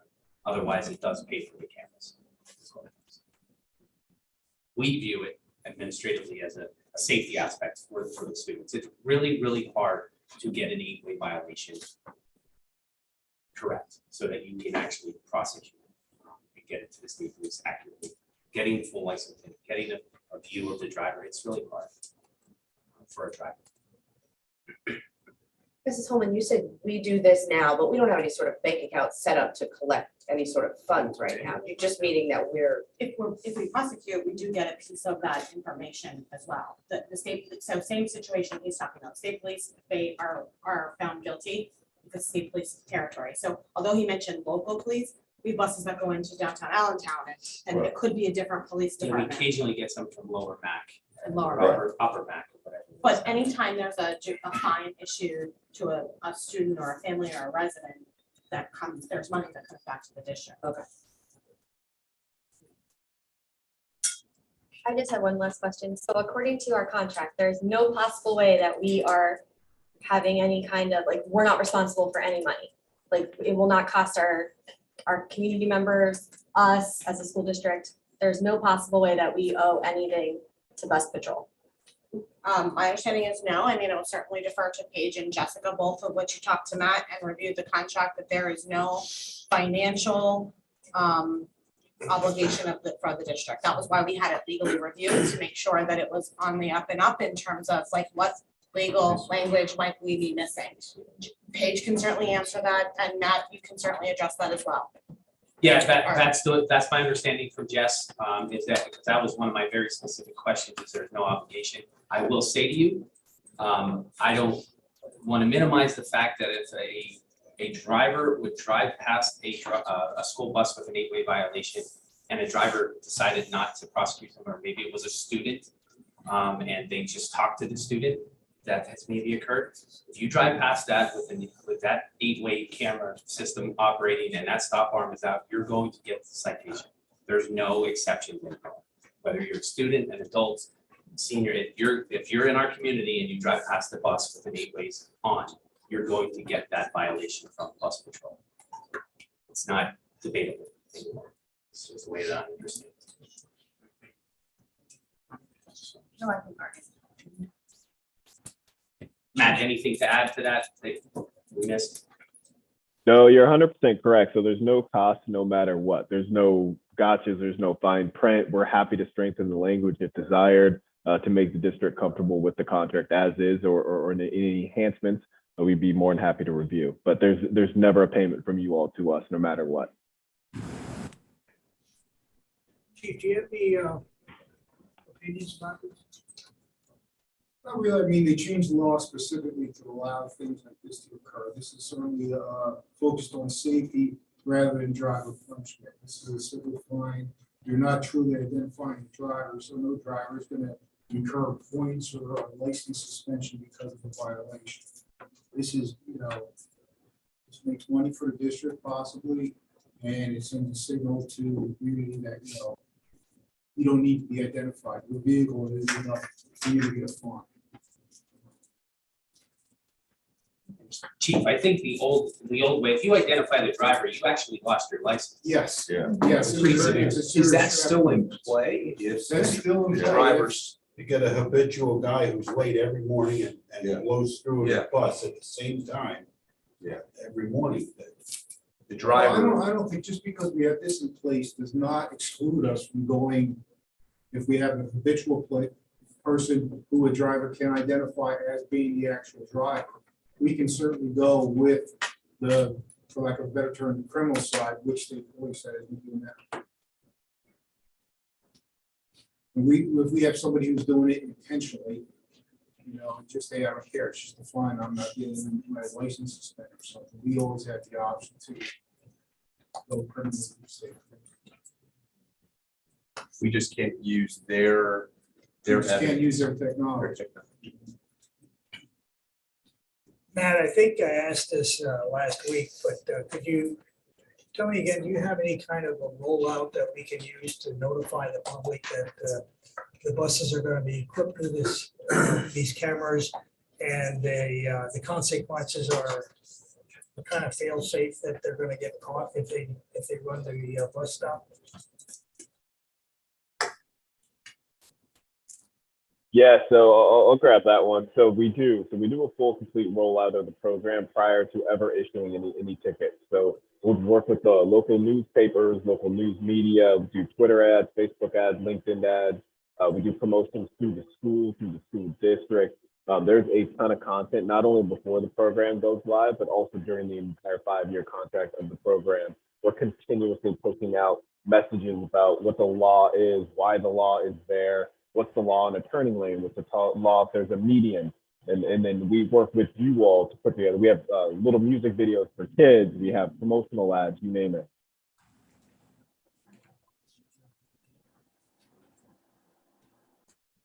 Okay, any other discussion before we take action? One more question. Go ahead. I have probably 2 more questions. Go ahead. For Matt. Matt, what happens if you send me back to my scenario, you send me the citation and I just ignore it? I'm not gonna show up. I don't pay it. What ramifications that you can do towards it? So we tie those to the license plates of the vehicle. So we cannot sell your vehicle or renew license plates until those fines are paid. Yeah, could you repeat that? I didn't quite get what you said. I'm sorry, we tie it to the license plate of the vehicle. So you cannot sell the vehicle nor renew your license plates until those fines are paid. Another question? No, I think he answered.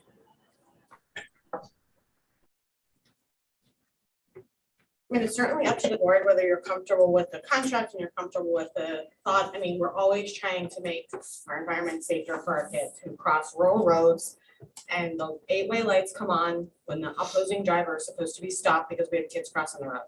So whether the board wishes to go forward with the contract or concerns about this agreement, et cetera, certainly up for discussion. But the point in us bringing this is certainly trying to make our roads, our kids, our drivers safer every day. So hopefully we never have a fine. Sorry, Matt, I hope we never have a fine, but I know that's not probably in his best interest, but and we hope that never happens. But we know that it does, and we know that we spend a lot of time trying to prosecute that and make sure that it doesn't happen anymore.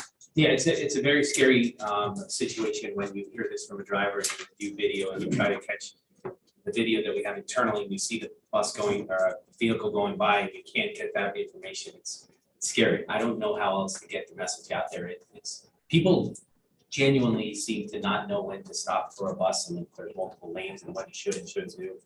I mean, take the philosophy, if those lights are on, you stop, but that's not the case. And it's very scary for the kids, the drivers, and everybody involved. So it's just another measure.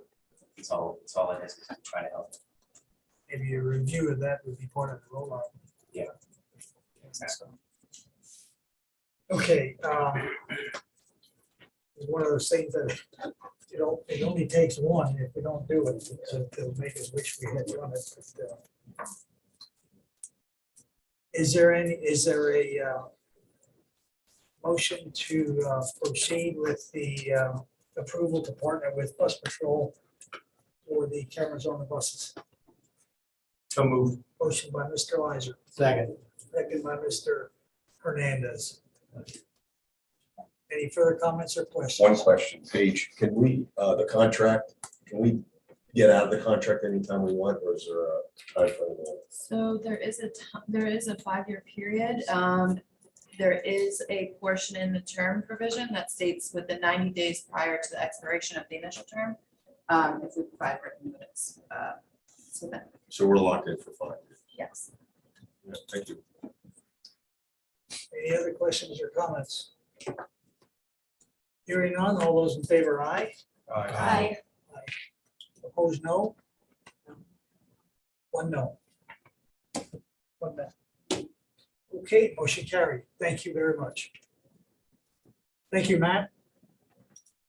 You almost too. Okay, last item under operations is the memorandum of understanding with Nutrapoli Fire Company. Art, you wanna, That's actually chief, chief? I think, right? Sure, okay. Yeah. Just you were down it, you were there with the tour of the facility. I think it would be very beneficial to the district to enter into the MOU. I think it'd be very beneficial, if I forbid we ever have to need the services. It's a good location, good relationship for us. And they're excited to do it. Look at that, he pinch that's just like that, the chief does. It was done, but we threw it to you without notice. I think I'll pay for that later. Okay, is there a motion to enter into the MOU with Nutrapoli Fire Company? So moved. Motion by Mr. Fatsinger. Second. Second by Mr. Cassiano. Comments or questions? Hearing none, all those in favor, aye. Aye. Opposed, no. Motion carried. Moving into district finances.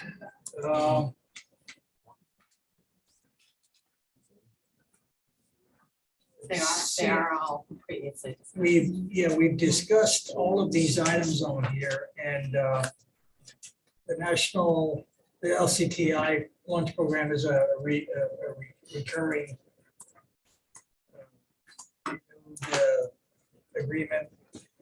The Warren County Cyber Service Agreement was discussed at the workshop. I think we can take some of these together unless there's any objection to not take them as a consent motion. 6.01 to 6.07. Okay. To approve those. 601, 2, 3, 4, 5, 6, and 7, all which have been vetted at the workshop. There's nothing really new or different about these things, and we did discuss them. I would entertain a motion to take 601 through 607. So moved. Motion by Mr. Lizer. Second. Second by Mr. Fatsinger. Any comments or questions? Hearing none, all those in favor, aye.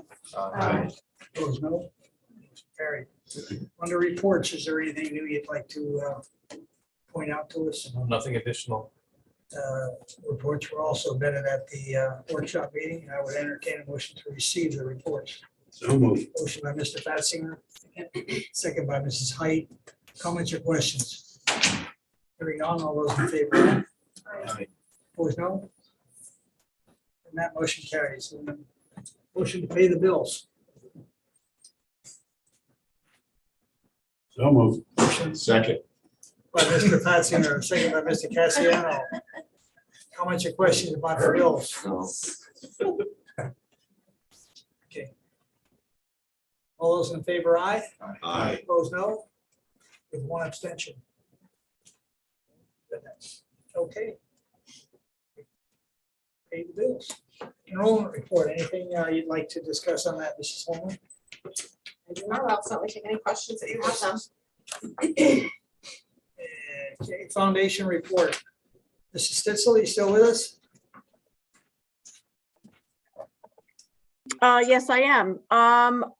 The only thing that I have to report, other than the presentation this evening to that was held earlier, I'm sorry. We would hope that you all could join us on Saturday, May 28th at Onalani Park for our annual 5K and 10K race. If you are interested, we still have registrations opening, and that can be found at the website, which is nwlef.org. Runners and walkers, right?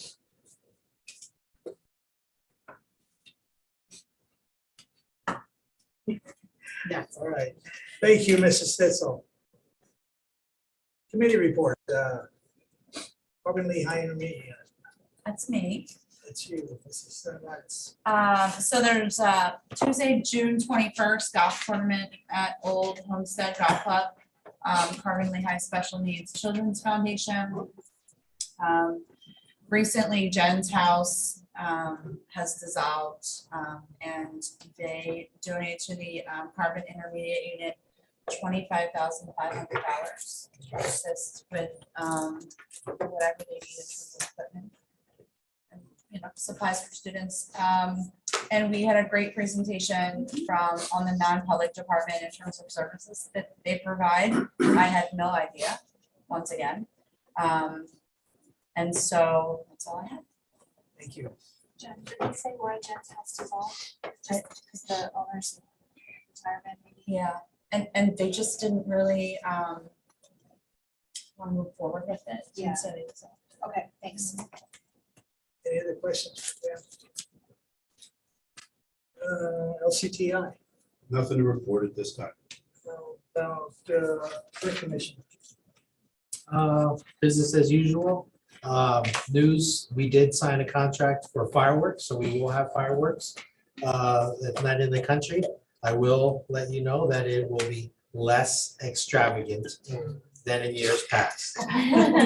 But we will have fireworks. He gets a sparkler. Maybe two. Joe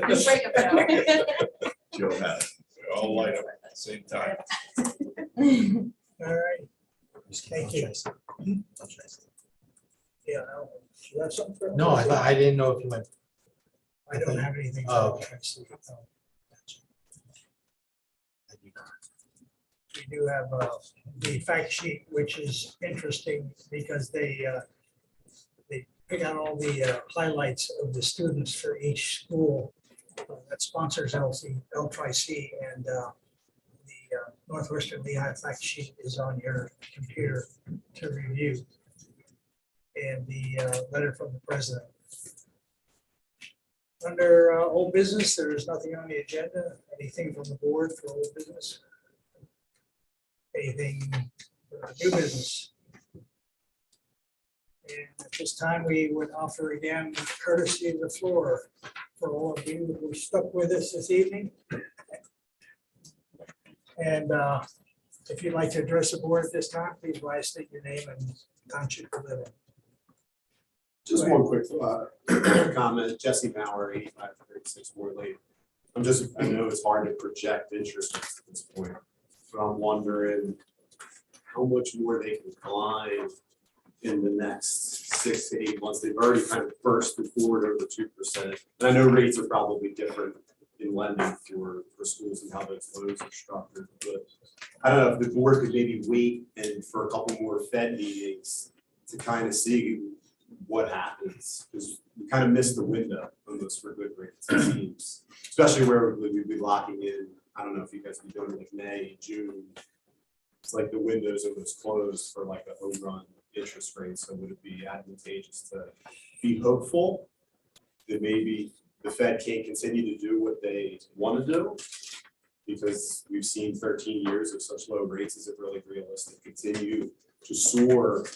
Even though inflation's happening, can the economy handle that? So I'm just a random guy. Obviously, I'm my professional opinion. It means very little. I work in real estate and I just see it on a residential, small commercial level.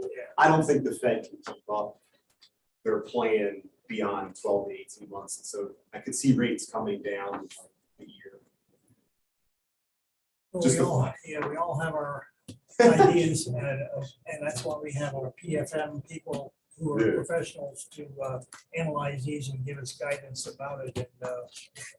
And the problem we have, as you saw with the calendars, the timelines for projects, we've got a 3-month window in the summertime where we gotta do these things. So then you pack all these things up from the design and the procurement and the approval process and all that, and you're kind of locked into a start time. And if you miss that, go another year. And another 2 years, we'll have a new board, maybe. We'll have a different board. So in order to try to keep us, continuity and the consistency of the board to work through these issues that we have, we need to follow that timeline and take our advice from the professionals that we have relied on successfully, I might add too, for years in guiding us through these decisions that we're making. Thank you for the comment. Anything else? Okay. Thank you for coming and sticking it out with us. And any communications from the secretary, Mr. Cassiano? And, administrative building sharing, Dr. Sisnovic. First tonight is Mrs. Yadish.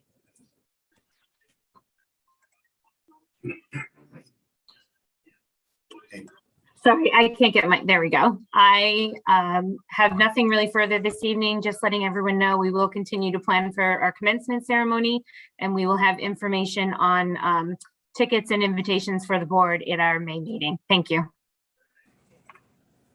Mrs. Stauffenberg. Good evening. The only thing I did to report on is we have PSSAs coming up next week. And I can't believe it, but we're starting to talk about end of year activities and things that are going on. That's coming up very quickly. So that's all for tonight. Thank you. Mrs. Evans. Okay. Hi, I don't have anything further this evening. Thank you. Mr. Zimmerman.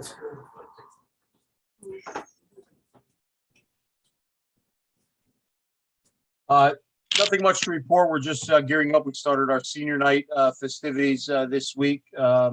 Actually tonight. We'll continue over the next 2-week period and make sure all of our spring teams, seniors are recognized and their families. And we're preparing for the spring high school spring concert, band and choral concert coming up in May. So that's all I have to report. It's hard to believe the year is winding down. So thank you. Mrs. Stitzel. I have nothing further. Thank you.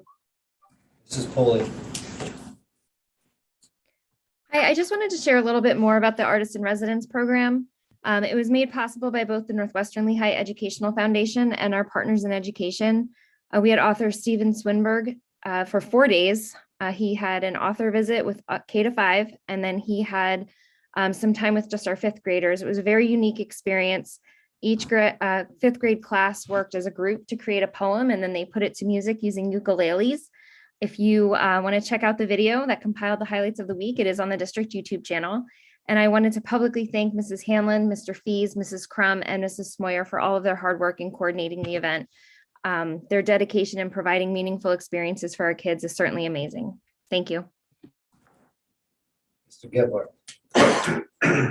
Good evening, members of the board, administrative team, is also members of the public joining in the ballroom there. Did want to just offer well wishes and congratulations to the retirees this evening, as well as warm welcomes to those who are new to the Tiger team. So congratulations as well to those folks. I did want to also mention that the students scheduled to take Keystone exams received letters during their flexes this week. So if parents listening this evening would like to check with their students to determine whether or not they are scheduled for Keystone exams, they should have those letters in their possession, as well as emails going out towards the end of the week to parents identifying Keystone testing schedule for mid-May coming up. That's all I have. Thank you. Mrs. Burlett. Yeah, just adding to what Amy was saying, it's definitely a busy time in our schools. students are going on field trips again, which is wonderful to see. There have been many activities that we had. One of our favorite activities was just held last week, our kindergarten screening. So we all had the opportunity to meet the majority of our incoming kindergarten students. It's just a great couple of days that we get to see their excitement, meet their families, just very exciting. We also will begin PSSA testing starting next week. On May 10th, we will be holding our third grade musical at Weisenberg. So if you're available, please come and join us at 7 o'clock in the evening. Thank you. Mr. Rhodes.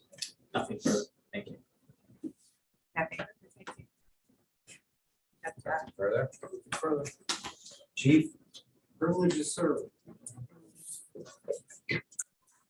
I'd like to thank the board for your re-support of my contract. But more importantly, I would like to thank Mrs. Stitzel and all involved in completing this year's curriculum revisions. It was a tremendous endeavor. You could see why all the documentation up there was, they were moving mountains this year when it came to curriculum. So I sincerely appreciate all their efforts. Nothing further, I said everything that I wanted to put. Nothing at this time. Nothing further. I just wanted to say my fifth grader loved the LCTI field trip. I think it was a great idea getting them in. Career. Not yet, but. We don't have to worry about that Yeah. today. Yeah. Nothing. Yeah, I don't have anything. Nothing more. Nothing for me. Oh, it's a rough night. Yeah. Yeah, a lot of I took too much time. It's a long meeting, and I thank you for your patience and your understanding and your comments and considerations. Counselor, anything? Safe trip home and see you home. Motion adjourned. Motion. Motion by Mr. Fattier, second by Mr. Hernandez.